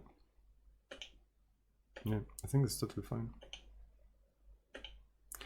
We can do kind of an opposite thing. We can try to disable that now, right? We can try to disable that, and I think it's gonna instantly reproduce. So the way we're gonna try to do that, I'm gonna just comment out and go to the compilation errors. All right, so we don't have to do that. We don't have to do that. We don't have to, well, yeah, another one. So we don't have to do that. So this is a return. Where did we define return? We probably should define return somewhere here because it's a very useful variable that is generally useful in here. Okay, so can I now reproduce this situation? It's actually a super rare situation, by the way. It is also super rare situation. But I feel like one way you reproduce that is by setting the whole thing in the child, right? So that's one way we actually managed to reproduce that. We set it in here, right? We set it in here. So, and there was some possible way to reproduce that, especially if we, for example, sleep for 1 millisecond. Yeah, there we go. And that freaking happened. What's funny is that that didn't happen. Like, this is supposed to happen, but this thing happened. Yeah, well, okay. So I suppose even more race conditions occurred because of this kind of stuff. Yeah, this race condition is more complicated than I encountered. Yeah, you do need to have some sort of a synchronization here. You do need to have some sort of a synchronization. But anyway, yeah, that is absolutely true. That is absolutely true. Now, if I put that stuff in here, let's uncomment this, uncomment this. Then we are doing that and the single byte buffer, and then we are just doing that. Okay. And I think this will never happen. Actually, don't think so. So yeah, thank you everyone, by the way, chat, for like helping me to figure all of that stuff out. There was a bunch of trolls in the chat, but overall, generally, we still managed to do that. Test the sync with the sleep. Okay, so we can put some sleeps in there, sure. So how are we gonna be sleeping? So let's go to nob.h, ugly. So we can try to maybe sleep in here, right? Sleep in here, and maybe sleep in here as well, right? So maybe like 3. Yeah, okay. So let's maybe flip-flop them. Let's put some 3 in here. Let's put some 3 in here. It's a very robust system. I think it's a very robust system. Okay, so I guess I learned something. This is very educational, by the way. This is very educational. Damn. Very cool. Very cool. So very responsive. So let's take a look at the example that we were doing in here. We have only 2 buckets of processes, but what if we had 3 of them?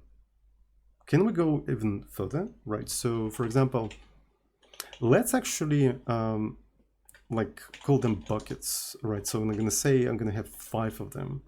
And what I'm going to be doing, I'm going to be actually placing the processes in different buckets like so. It's going to be mod of array length of buckets like this, right?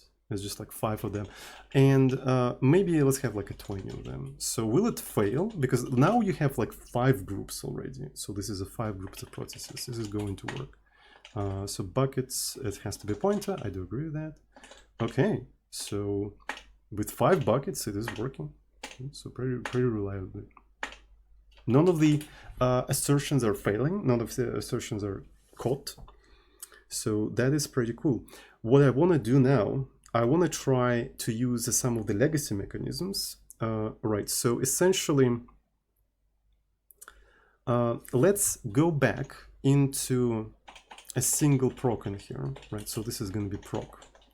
But depending on what we're going to be doing, so nob procs legacy. So this is a nob procs legacy, and this is 0.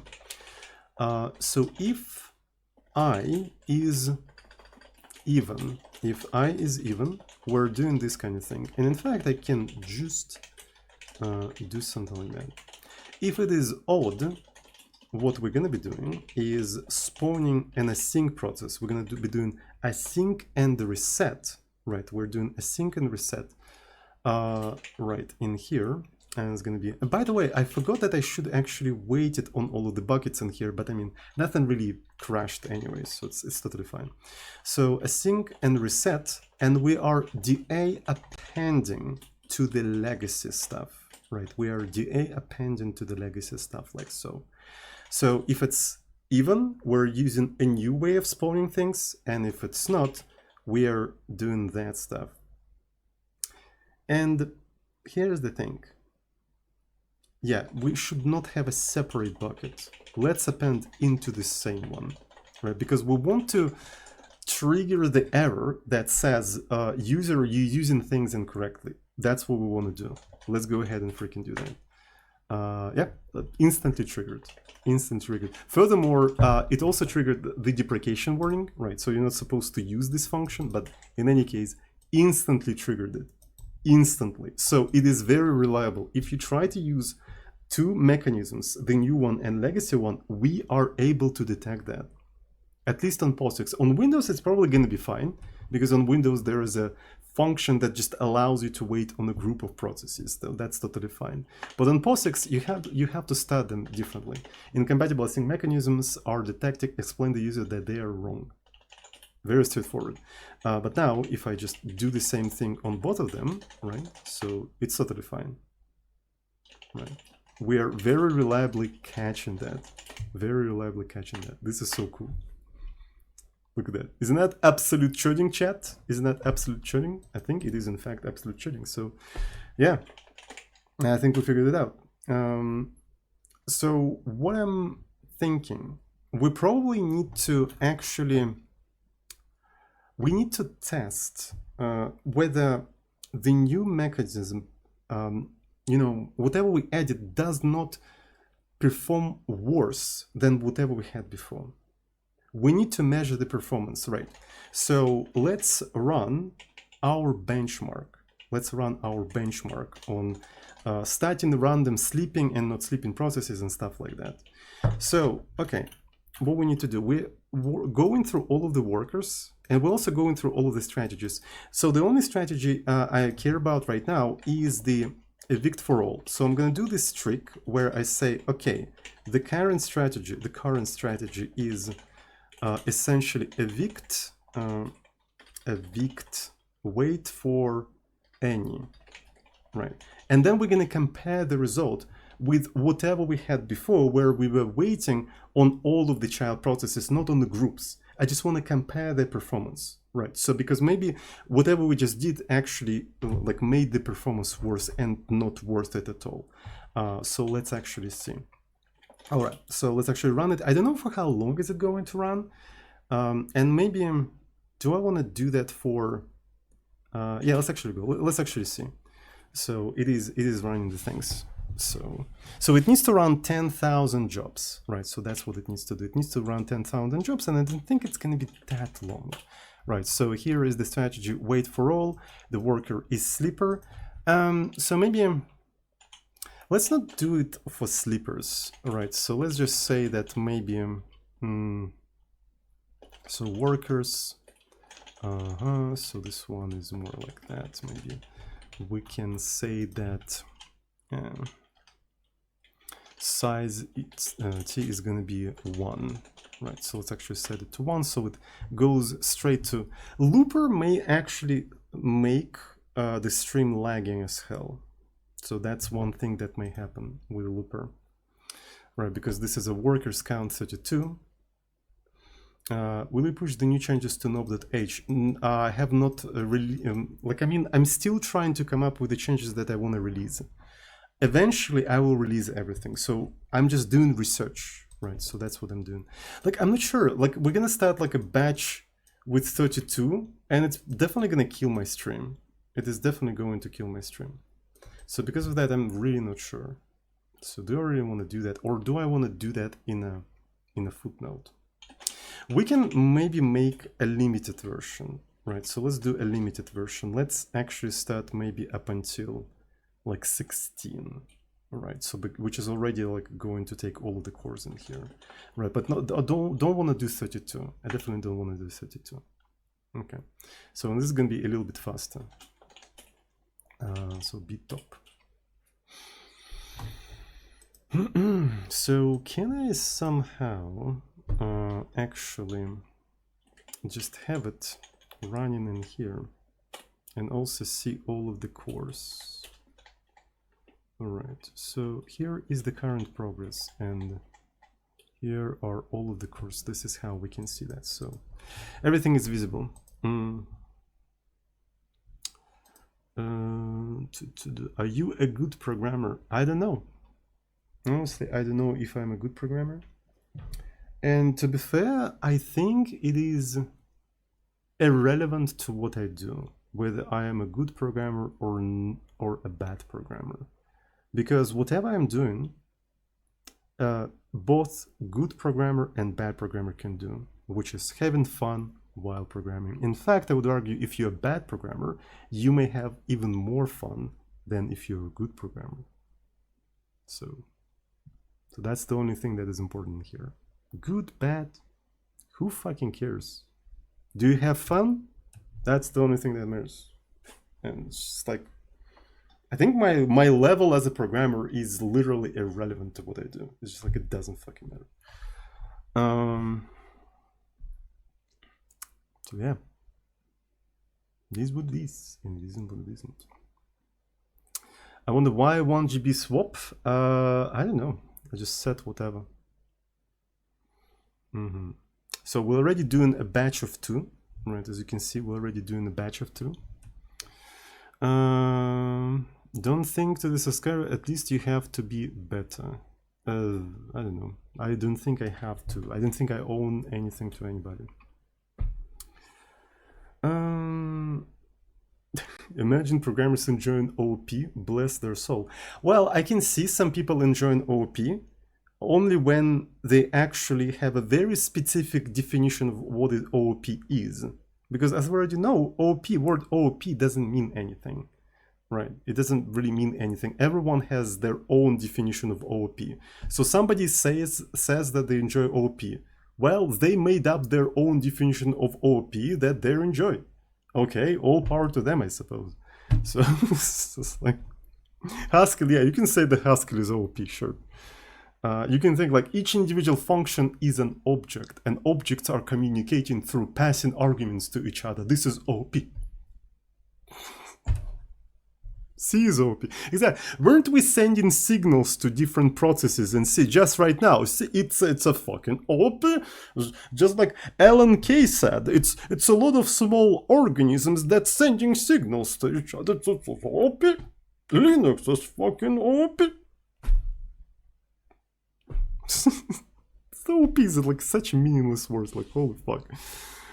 It's OP in Alan Kay's understanding, yeah. It is OOP. I'm sorry. Just having a seizure. Just casually having a seizure. Look how like load is rising. Right. The load is rising. There are 5-6 loopers running, but max procs is still just 4. But no, it is not. Because I removed that code. Let me show you. I removed that code. So the way we're running now, we're running cmd run, yeah. So I'm just using my benchmark code. Everything's fine, don't worry about it. Everything's fine, everything's fine. And as you can see, like its CPU is growing. The usage of CPU is slowly growing, and you can see it over time in here. And this is why I actually started btop, so I want you guys to see that. As I was running this benchmark off screen, it was so fucking entertaining to watch this thing. Oh, fuck you, Emacs. All right.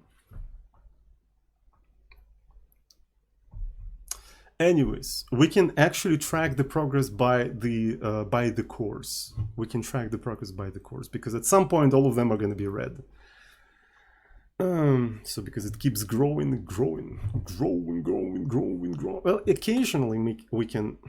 Fuck you. It's approx 8. We are going up until how much? Up until 16, I suppose. Yeah. And I'm going to be speeding up, by the way. So now it's prox 9. Okay. The most dangerous word in nuclear physics. Oops. Yeah. Oops. Look at the CPU. Look at the CPU, chat. The CPU is rising. Oh! Excuse me. Anyway. I'm so fucking sorry. But it's literally rising. Look at that. It is rising. Free heat, I guess. Yeah. Oh, it's pretty. It's not even that hot. Look. It's only 62 Celsius. And honestly, this is a pretty good utilization of the cores. Like they are uniformly like red. It's a pretty good utilization. Mine is 39. Is yours laptop? Is yours laptop? Okay, so we already prox 11. You must be holding a key down. Yeah. Ryzen is like, I cannot agree with that more. Like, this is true. This is absolutely true. Real. IPPSec. I really like this word. IPPSec. I'm so sorry.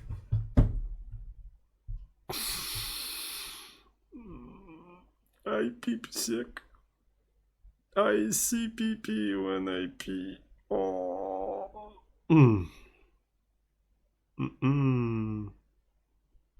Just today I started learning processes in C, and you are streaming it in C. I mean, processes in C are different depending on the operating system. So we're doing specifically POSIX. If you're doing that on Windows, it's going to be different. So Windows is a completely different beast. So 13 batch size. I'm really happy about utilization. Look at this utilization. Like it's just getting bigger and bigger, and all of that is loopers. I wonder if at some point we're gonna start lagging. It's a very interesting question, but yeah. But this utilization demonstrates that we're using cores very efficiently. Right, it's just like it's uniformly read. And we're constantly spawning a bunch of processes,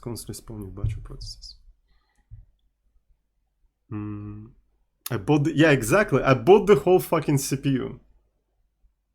And what's funny is that I'm also streaming. I'm encoding on GPU. So I'm using the entirety of the CPUs and GPUs.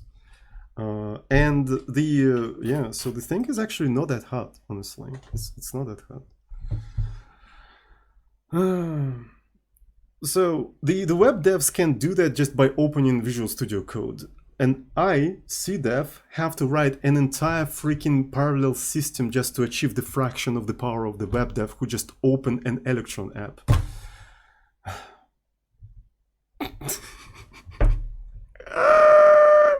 Anyway. Or just run a webpack, exactly. Or, it's a guys. I'm a Rust developer. I'm just compiling the hello world. This is the compiler doing optimizations, so it just means that it's gonna go faster. Okay, so it's done. We're done compiling hello world. So, okay, is it going down? So it's gonna go down in here. Yeah, yeah. So, man, I really like it. This benchmark is so freaking fun, right? So it slowly goes up, like very smoothly and slowly goes up, like takes over all of your CPUs and then just stops. And it's just so fun, fucking fun to observe. It's specifically in BTOP because BTOP has like very, like really good visualizations and stuff like that. Anyways, chat. Anyways, okay, good.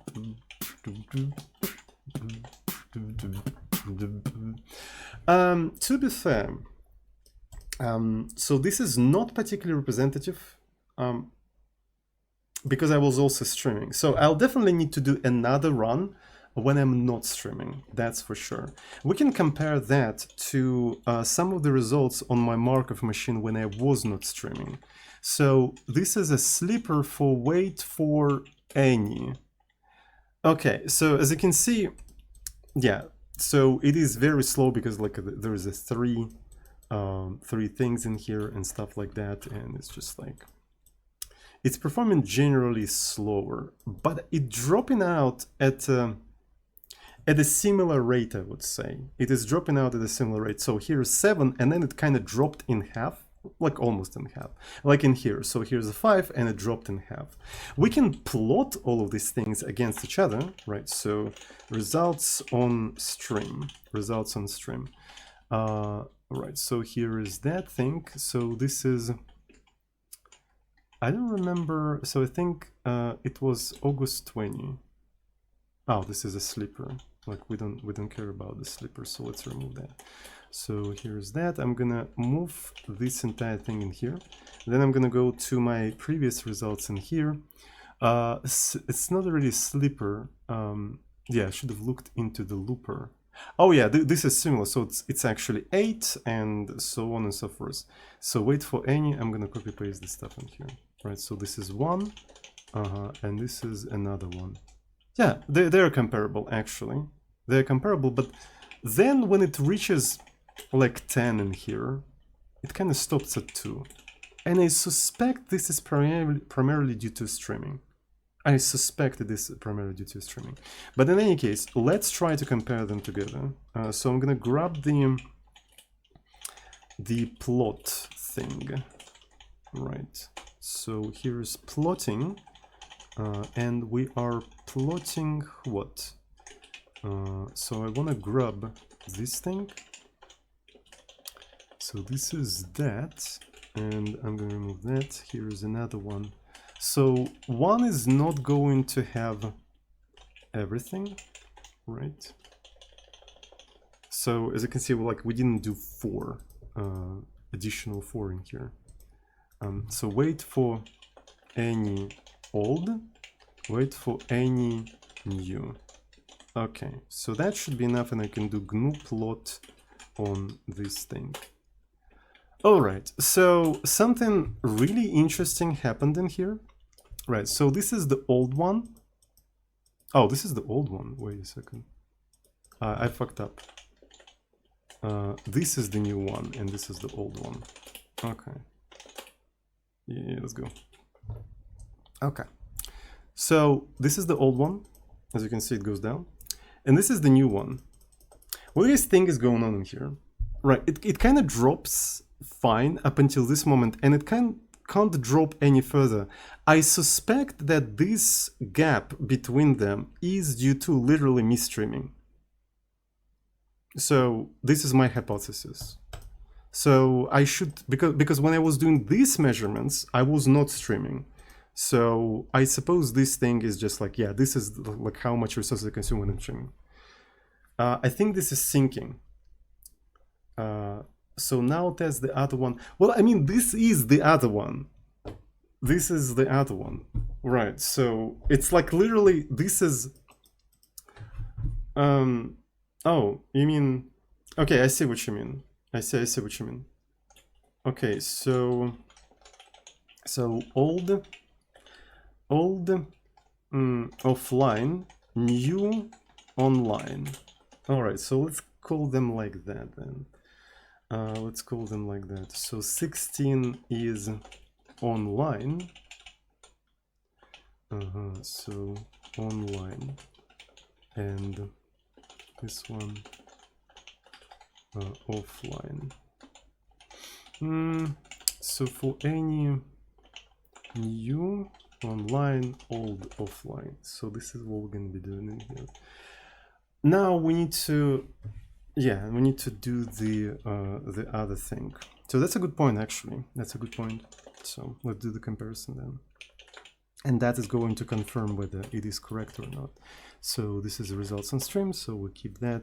How can I just do that? I need to probably stash, because I've made a lot of changes here, honestly. I've made a lot of changes. So this is just 16. So some of the changes, I think I see what kind of changes I want to keep. So I want to stash only these changes. So that means I want to commit this stuff. So how I'm gonna call that? So testing only wait for any on looper for now, right?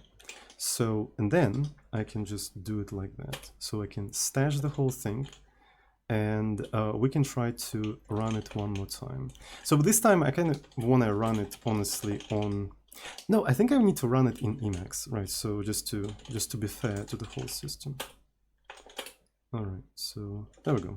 So we're running that, but this is a different thing now. All right, so let's continue. Should I enable btop yet again? Because I think btop was kind of fun. I think btop was fun. Is it already 100% on all of them? What the fuck? Excuse me. It should not be 100% on all of them. Like what? Why the fuck is this 100%? What? We only started. Wait, are they all zombies or something? Where are all of the...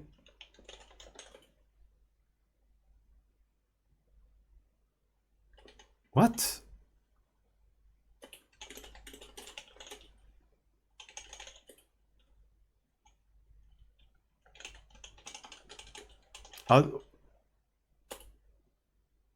Did we not wait for all of them?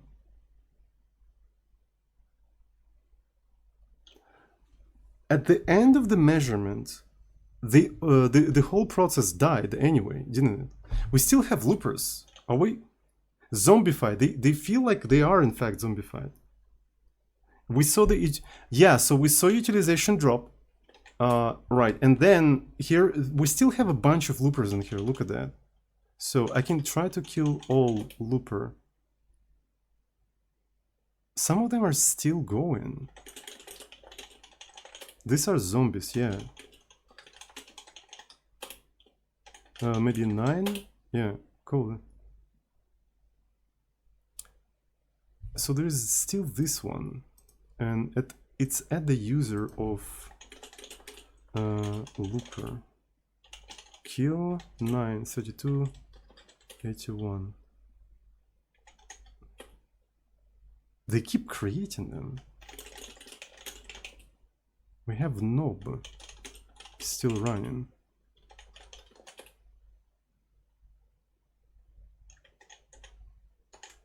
It was nob that was zombified, I think. Nob was still running, it was still running the things. Now, how do I even trust the results then? How do I trust the results? So let me actually see if I wrote some code that might have created such situation, but I don't think so. I didn't think it should have created this kind of situations, so that's kind of totally... I don't know, like what created that? So Tsoding evict. Not actually zombies. Yeah, so it was not actually zombies, it was nob continuing doing things, like I don't know. So eviction stats. I didn't think anything in here would do that. I already tested that. That never happened to me. It never happened to me. Orphaned. Maybe something is orphaned in here. All right. So like I don't see what could happen. I honestly don't see. So let's give it a try. Let's give it a try one more time and just see how it is performing. It should rise slowly. Okay, so let's just see.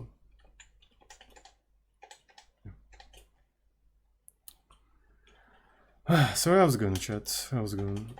Because like this is weird.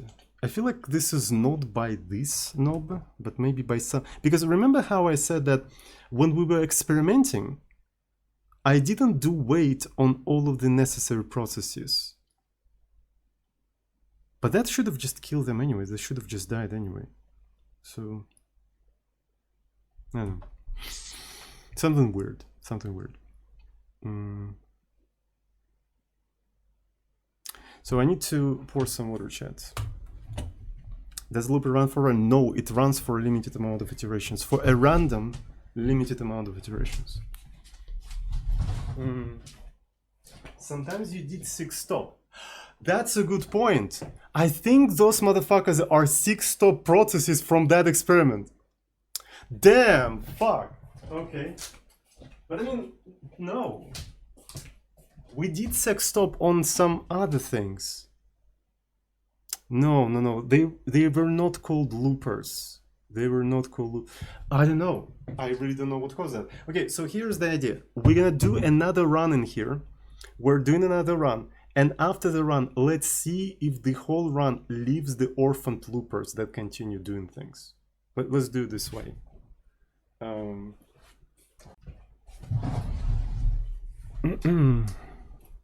So the system monitor, this is btop. Btop.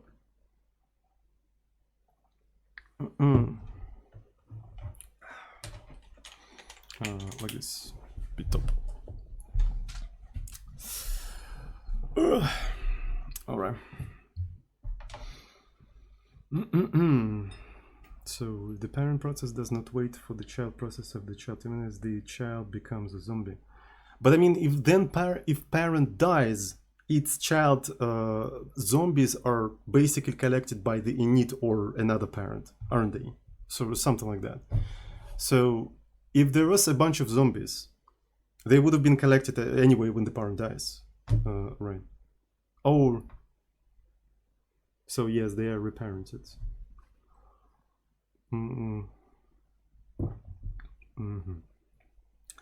So the parent is detached though.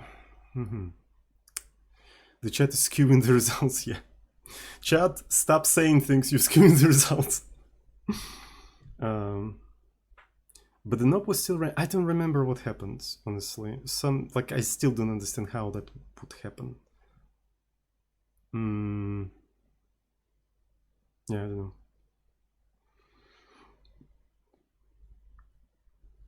Weird. That's the only thing I have to say. Weird. All right, how's it going, chat? How's it going? So knob was still running, so I assume it got detached from its parent. Yeah, It probably was detached from its parent. But how got it detached? Did I accidentally detach it from Emacs? Or... Why the CPU usage is isolating? Because the building process starts up a bunch of jobs and they all die. Then it starts up another bunch of jobs and they all die. That's why it's pulsating.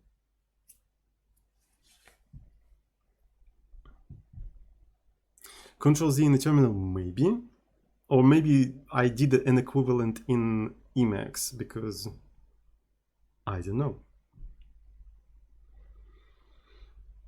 Try to run on a terminal to isolate from Emacs. Well, probably a good idea, but we already started and it's already kind of halfway through, so... so... STRG... Well, I mean, I still kind of understood what you meant, so... but why nob still created loopers? I don't know. Like, it's so many mysteries. I probably fucked up the run anyway. You should send signals to children when exited, probably. But ideally, I should also wait on all the children's. And just collect their exit statuses.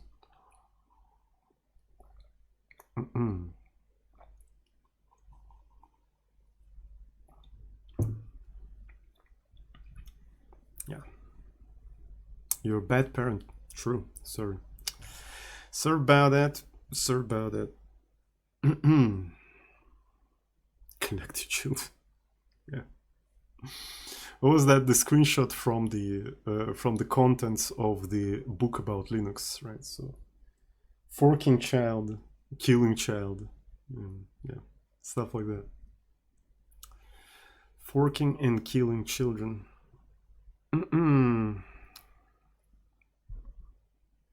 Chips. Sacrifice the child. Collect the children. So, how long? Pro 15. We're already close, chat. We're already close. It's almost over. It's almost over. Trust me.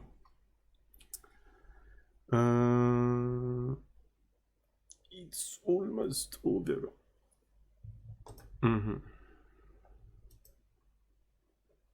Okay. Do we have loopers?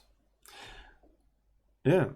So, and yeah, it is kind of lower than the previous, than that run, but at the same time, I don't know. Okay. So here is the result. I'm gonna go to result on stream and I'm gonna copy this thing in here. And this one is more like a old online, right? So this is an old online, and let's add it in here. So 16, right? So this one has to be new online, old offline, old online, and this one is more like old online. All right. So, by the way, grep looper, nob, everything's fine. Everything's fine. I have a feeling that we might have actually created some sort of a bug in there, but anyway. Plot PLT. Okay, so there are some differences. There are some differences. New online. Old online, old offline. Old online and old offline kind of match together. So I'm going to remove old offline. Here is the old online, new online. We can clearly see that something is weird going on. So I want to kind of mark it as bad because this is something weird, which we probably want to fix. Right, so let's actually try to see. Let's actually try to see. So this system is actually very powerful in terms of like catching bugs like that, right? So when there was zombies, yeah, so I don't really know how that freaking happened. Results. Let's actually see. So I'm gonna bring back the changes. And let me see. Let me go through the changes. So this is the usual thing. So we do the checking for all of these things and stuff like that. We're waiting for the entirety of the group, right? We're checking that this group is in there, so on and so forth. Oh yeah. I'm setting... No, I'm not really setting the group. Before starting the process, I decide whether pgit is going to be 0 or is it not going to be 0, right? That's what I'm trying to decide. So then if this all of that works out, I'm just taking pgit of the first thing. And I'm just setting it in here. Okay.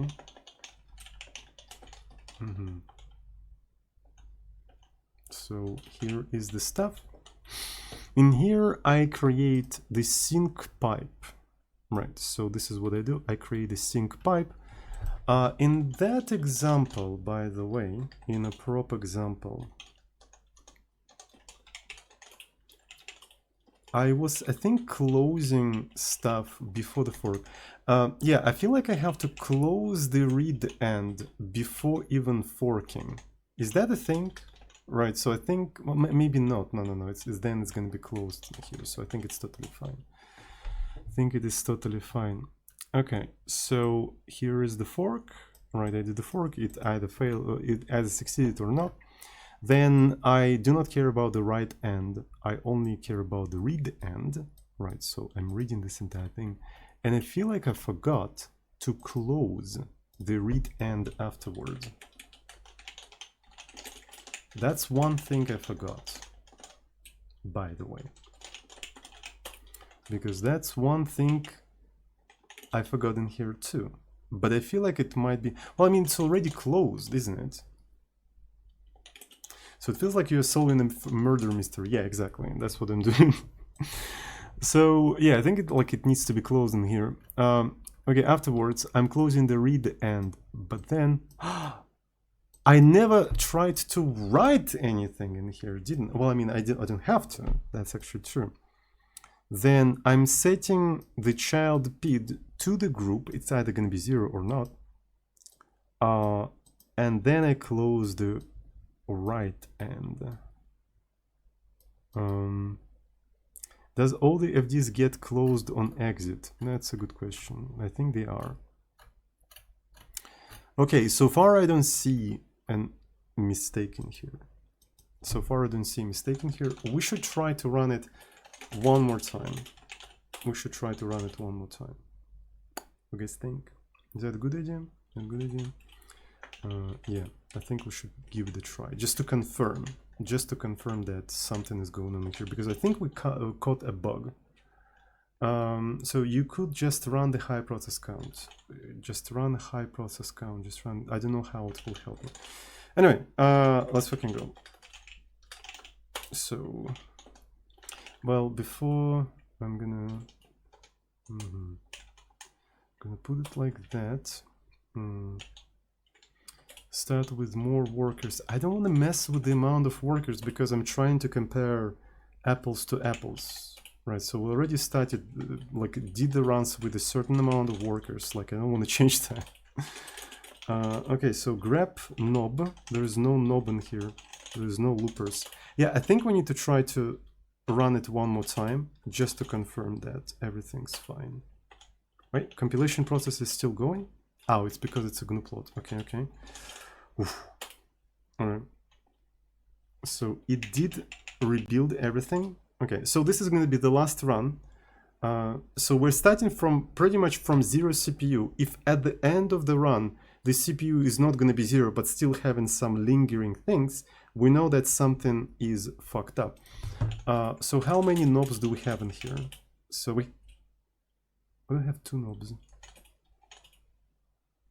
Well, technically, I do have two knobs because I rebuild it. Okay, so I had to do the rebuild, right? And then I started a newer knob from the older knob. So it is normal. It is normal to have two knobs when you rebuild. So it's totally fine. It's totally fine. Okay, you have two knobs. Yes, I have two knobs. So.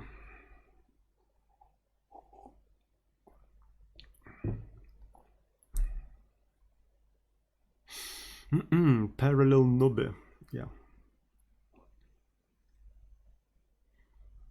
Chat, I want to pee, but I can't move away from streaming. Because I mean, I need to put some music on, and that will skew the results, which are already kind of skewed anyway. So, but did you know Rust STD there is no fork? Well, I mean, Rust STD is supposed to be cross-platform. There is no fork in the standard libc library as well. It's coming from POSIX. And in C++ standard library as well. It's operating system level stuff, not the standard library stuff. Just P, we look at the graphs in the meantime, no music needed. Okay, nah. Like, I want to look at the graphs too. Where is my bottle? I need to keep a peace bottle right like near the stream setup.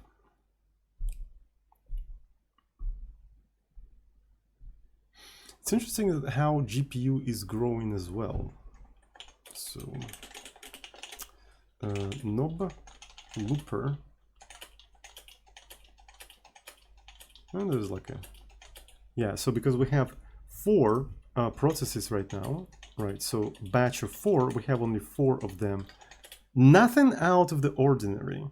Nothing out of the ordinary so far. Peace bottleneck. Very fun. I do have...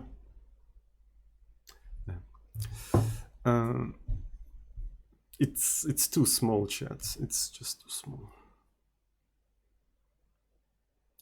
Watch P. We could try to watch it, but I mean... does watch accept like a shell script? Oh yeah, it does. Look at that. Yeah. Oh, it's kind of cool. Right, so we have batch size. You can't see the batch size. Can you see? Okay, so it's a 6 now. It's 6. And yeah, it's like around 6. It is around 6 now. That's pretty cool. Did it go down? It's kind of weird. Yeah, it's gone. Is there anything? Yeah. Alright.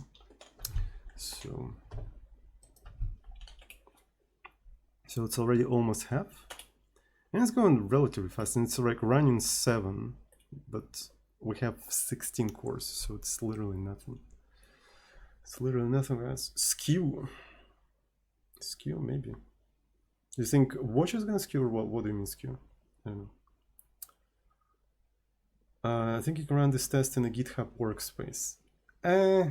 So like, what's the specs of the GitHub runners? I don't really know. Do they have public specs? They probably do have public specs. It's just like, you can't really hide that.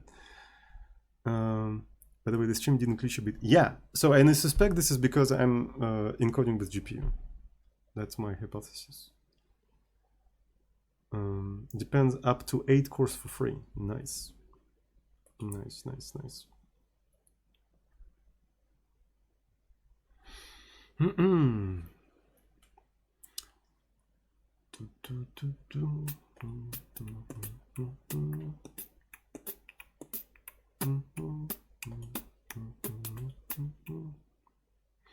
What about the sound? Is it also handled by GPU? Well, I mean, sound is not that difficult to handle. So it's now how many? 11. Okay, so and this is 1 to 3. Yeah, it's roughly 11. Yeah. Okay, so this is, we can see the batch. We can see the batch in here.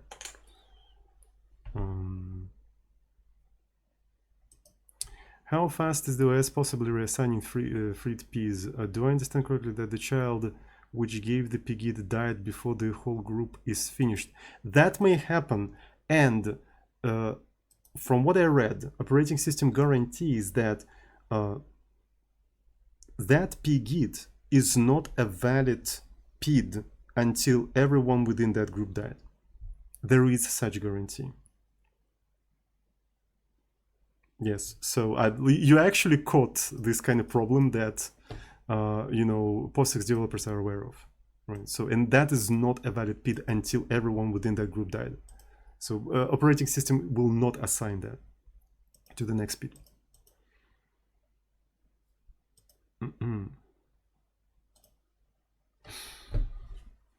So, because it's a good point, yeah. It's kind of funny how annoying that system is. We're just working with that system, but imagine implementing that system and how many bugs and vulnerabilities can you put in there accidentally. So, damn. Okay, so is it going? Yeah, it just worked fine. Grep, looper. It was not that then. What caused a rogue knob with loopers? I have no idea. How am I? Like, it's so annoying when you encounter this shit and you can't reproduce it anymore. And by the way, the results look great. So this is what I would expect in here. Okay, so results on stream. I'm gonna go in here. So here are the results. And this is in fact, let me put the chat aside. I'm sorry, chat, nothing personal. I just need to work. So this is the new online, right? This is the new online. And yeah, so new online, but not bad, right? New online, but not bad. Let's actually put it at the end in here, right? So put it at the end. So, and then I'm gonna do GNU plot. Okay, now they all match. Chat, can anybody explain to me how badly did I fuck it up? What exactly did I do? So this is the first run, and these three are matching essentially. So didn't you change? Yes, the only thing I did is I closed read pipe. Is that what was causing that? Is that what was causing that?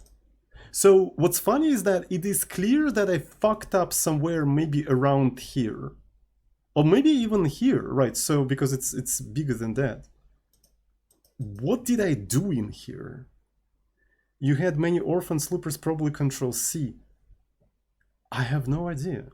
So the only change I made is I closed that read thingy.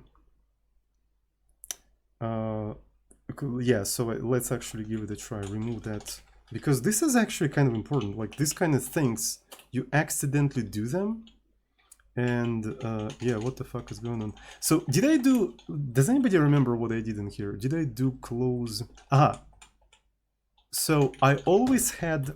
I think I always had close right in here. The only thing I added is close read. I was not closing read, right? I wasn't closing it. Okay, so I'm gonna try to do something like knob. There's no knob, there's no loopers. Okay, so I'm not closing things anymore. Okay, let's bring le chat au chocolat. And okay, let's go. This is interesting, isn't it? Chat, tell me this is interesting. If you don't find this, I didn't want to do that. Honestly, if you don't find this kind of shit interesting, you should not be a programmer. And I'm not saying that because I'm trying to gatekeep or anything. I'm saying that because, like, this is the kind of shit you will have to do, like, in a real job, right? Some sort of investigation, right? And you have to run multiple runs of different experiments and stuff like that. And it's just like, if you do not enjoy that, you're gonna suffer, honestly. But I do enjoy that, so this is fun. Okay, so I should have actually done that somewhere here. Bug hunting is the yeah, so bug hunting is actually super fun, right? If you have like a good setup, for this kind of stuff, right? So let's actually do watch n. Do we have anyone leaking? So nobody is leaking so far. Nobody's leaking. So I enjoy the bike shedding of plotting afterwards. See. So this is just a one batch size.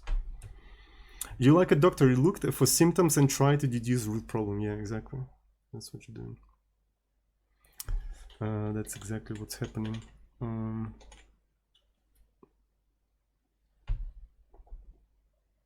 Maybe you leak when you have only multiple of them. Maybe. Let's wait for batch sizes of 2.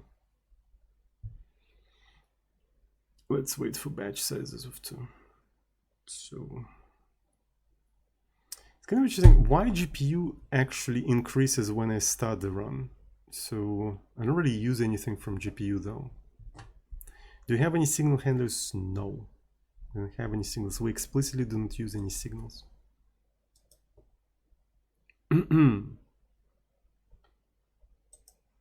Can you see, can you test Control C? Okay, so here's the batch of 2. Nothing is leaking. Nothing is leaking. Okay, so somebody was saying try Control C. Okay.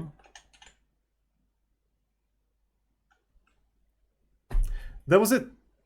That was literally it. I was running 2 knobs at the time. It's okay.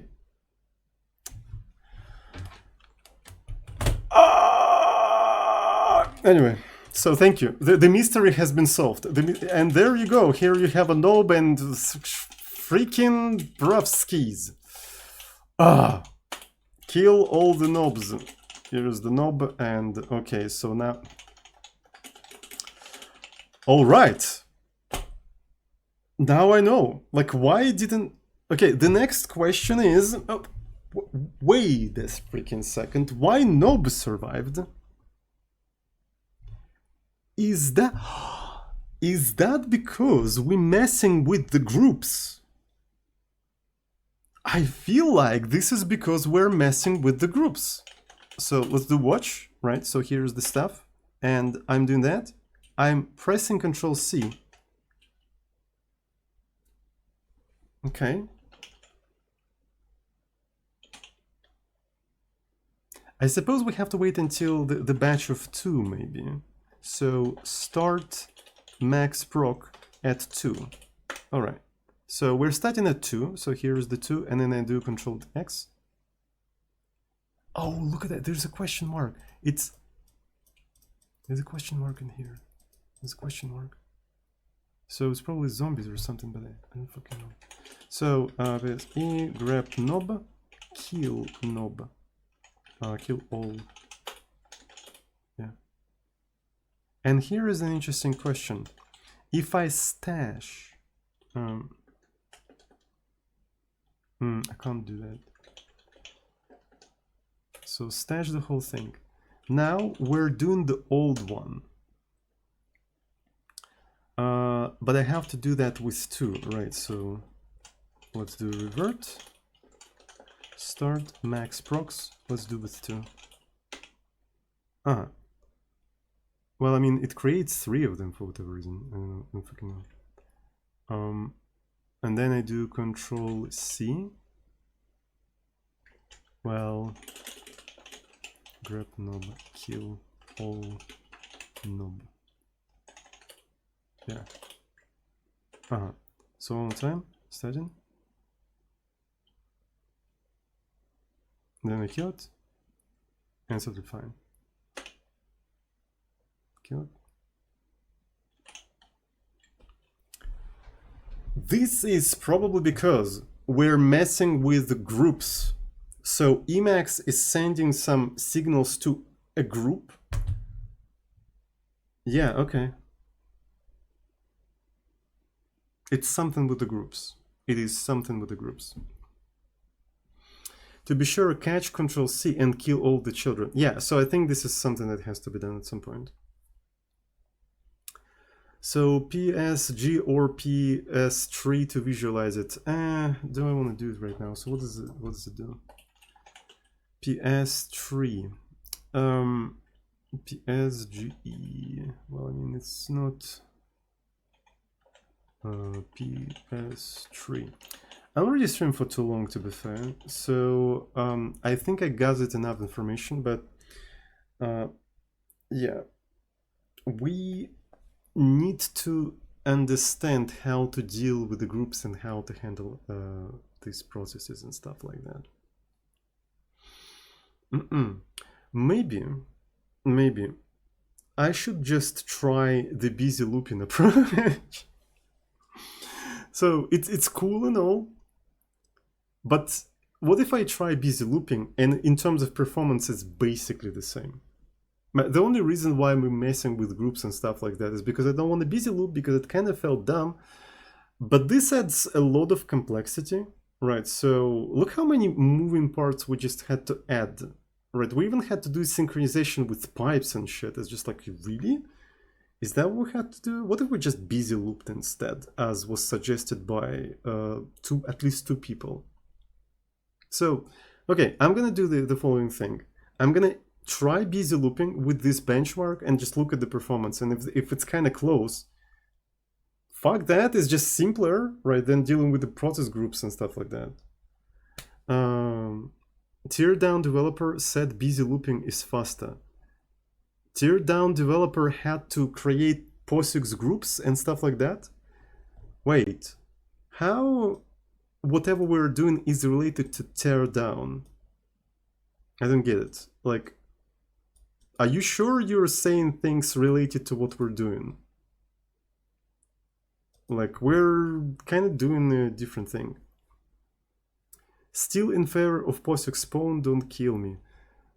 It's not about POSIX spawn. This is not, POSIX spawn is not gonna solve the problem that we have. We have a different problem now. We have a problem of weird groups and stuff like that. We already passed that, honestly. You're talking about the problem we already solved. So I think nob process group shouldn't be changed, only the kids. Well, we don't really, well, yeah, we do change the, nah. Oh, okay, so here's the thing. Kill, so Emacs probably sends sigint to the entirety of the group, right? So it probably creates the group. It creates the child process within that group, right? And then it sends sigint only to that group. So if within that group you created another subgroup, that process, that signal is not going to be delivered. That explains this. This explains everything. Okay, so that actually makes, so yeah. It doesn't propagate. It doesn't propagate further. So we probably have to, yeah, we probably have to just do forward that Control-C signal. Another idea mentioned earlier: create an intermediate process with its own pgit that manages all the forking and waiting for the actual children. This way you only have to wait pid -1 in the intermediate process. Maybe that's another interesting idea. I'm gonna give it a try. So, and I don't even have to do exec within that process, honestly. Right, I can just fork and do that interesting thing there. But that means that the process group, so to speak, is not a list of PIDs. It's a one single PID now. It's a one single PID. So double forking is a typical way to handle this. Okay, I'm gonna look into that idea. Right, so because that sounds interesting, but that just means that the whole model of groups of processes that we have, where you have a list of PIDs, is not applicable here anymore. It's a completely different model now. And what's funny is that we also have to feed that model into Windows, right? So how can we have a model that works well in both POSIX and Windows? All right, so I think that's definitely enough for today. We did enough experimentation with POSIX process groups, and I think we learned a lot today. I think it was insanely educational. Right, so, and doing double forking, we can try that on the next session, right? So yeah, so I think whatever I want you to do today, I've done today. So that's it for today. Thanks everyone who's watching me right now. Really appreciate that. Have a good one, and I see you all on the next recreation programming session with Mr. Azuzin. I love you. Mwah. All right, this is the footnote of the session, and since implementing the group processes is a little bit complicated as we observed, I decided to implement the dumbest approach, which is just busy looping, right, and implemented 3 of them. So the first one is just busy looping without anything special. We can even take a look at how exactly it is implemented in here. So yeah, so here we are iterating all of the processes in our async list. We do a wait pit on that specific process with no hang, which doesn't block. And if essentially it returns you the pit that you just got, we remove it from the list. And we don't do anything else in here. Another one that I implemented busy loop with sleep. So we sleep a little bit on each iteration, and it is needed because in this specific process, it's going to peg a single core, meaning that one single core is going to consume 100 CPU because it's going to be taking the execution context and not leaving it for a very long time, just busy looping. In here, when you sleep, the core scheduler will actually switch to other threads, which might be doing some useful work, which in our case, they're not, because they're also loopers, which also busy looping, but that's besides the point. And another thing people suggested in the chat is to use a function sched yield. I also tried this entire function, so it's kind of an interesting function. So skid yield, we can actually try to read what it says. So it causes the calling thread to relinquish the CPU. The thread is moved to the end of the queue for its static priority, and the new thread gets to run. So essentially, it does the same thing as sleep, but without actually sleeping, right? So it just switches to the next thread. I tried this thing. It performs as well as without anything, and it also pegs the CPU core, right? So it's not that different from anything else. So usleep, by the way, doesn't peg a core. So the reason why I implemented these strategies is because I wanted them to compare to the, basically using process groups. Is it better? Is it worse? And if it's not worse, why not just use that? Because it is just simpler to implement, even though it is using platform-specific API.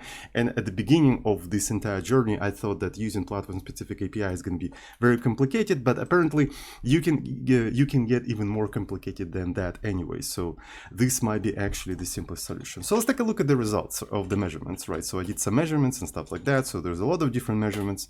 So let's take a look at what we've got in here. So let me maybe disable all of that, and we're gonna start from the beginning. So let me also extend this entire thing. So this is basically wait for any child. This is without using any groups. We're just waiting for all of the childs of the current process. This is ideal performance, but in terms of usage, it doesn't work exactly as we want, because essentially we want to wait not on all of the children of the process, but on small subset, right? So, and I'm using this as sort of like a baseline, right? So this is basically the baseline. So then wait for any group process. Performs pretty much the same, in some situations even better, right? As you can see, yellow is sometimes lower, but it's kind of puts a lot of strain on the design of the library, and it's kind of complicated to implement because we have to do the synchronization and stuff like that, so whatever. So busy looping, let's actually take a look at the busy looping, and it's pretty much the same, right? So I can remove the any group, just a second, so any group, and here's the busy looping. It's pretty much the same. Okay, busy looping with sleeping, which is the one that I want to use if it performs well enough. It's pretty much the same. And busy looping with yield, pretty much the same. They all pretty much the same, right? So, and if there is no difference, why not just use a busy loop with sleeping? Why not just do that? It's just like, I think I had to go through this entire journey just to come to this conclusion, right? It's just easier to busy loop with you sleep.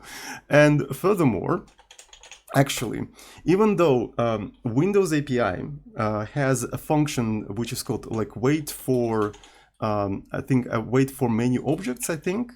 Wait for any objects. I forgot how it is called. For multiple objects, right? So, and this is something that I wanted to use at the beginning. It has a very significant flaw. It can only wait up until maximum wait objects. And this value is kind of small. If you take a look at what it is defined as, it is defined as 64. You can only wait for up to 64 objects, which, I mean, probably good enough for our cases, but I mean, it doesn't scale in the future. What if in the future we're going to have like thousands of cores, right? I don't really know. It's kind of weird. But I think on Windows, you can actually employ a really similar approach if you wait for a single object, right? So, and Windows developers were up to something. They were up to something. Wait for single objects. The first thing it accepts is obviously the handle for the process that you're waiting. But the second thing is for how long you want to wait in milliseconds. Right. It doesn't have any flags of block, not block. It basically has like for how long you want to wait. And this is literally, basically, they are implying that they expecting you to busy loop with sleep. So essentially, this approach of busy loop with sleep fits perfectly into POSIX and Windows. Right, so it performs as well as the baseline and also doesn't put any strain on the API design and architecture of the library. And yeah, so I suppose that's the conclusion of this entire journey. We're going to be doing that. We're going to be doing the very thing people suggested me at the very beginning. Because people just literally just suggested me up front, just do that. But I mean, I needed numbers. God damn it. I needed numbers. I need confirmation that this is in fact the best approach. And now I see, yes, it is in fact the best approach. It performs the best across all of the metrics, including performance and also how difficult it is to implement, and so on and so forth. So while I was doing measurements, by the way, I discovered a very fun thing. So for some reason, occasionally, the same sort of test case was performing consistently worse. The same thing was performing consistently worse, right? So here is any child. Here's the any child, and here's another any child, but it's just consistently on average worse. It's a little bit, but it's very consistent, and it is reproducible over several runs, I guarantee you. The reason why that happens is because I have a laptop, and laptop stands on a laptop stand, which has an extra fan, which you can turn on and off. So without the extra fan turned off, the benchmark performs consistently slightly worse. And it was polluting the results. And I was looking at the results of my previous measurements, and my previous measurements were done with the fan. And this time I was doing it without the fan, and I couldn't understand why the same experiment just runs consistently slightly worse. I couldn't figure it out. And then it occurred to me, maybe it's extra fan. I actually turned it on, and now it is fine. Right, so this is without the fan for any child, the baseline, and this is with the fan, right? And I did that for several of these things. So for example, waiting on group without the fan and with the fan, consistently, very much consistently. So this is just something that I discovered. So when you're doing this kind of measurements, you have to do them not only in on the same machine, but also in the same environment outside of the machine. So the stuff outside of the machine also affects how well your benchmark performs, which makes sense in the hindsight, of course. But right, so when I was just developing all of that, it wasn't super obvious, but it's kind of cool. I really like this kind of stuff because you're learning things. But anyway, that's it for today. We're gonna go with busy looping and sleeping. Thanks everyone who's watching right now. Really appreciate it. Have a good one, and I see you all on the next recreation programming session with Mr. Azuzin. I love you. Mwah.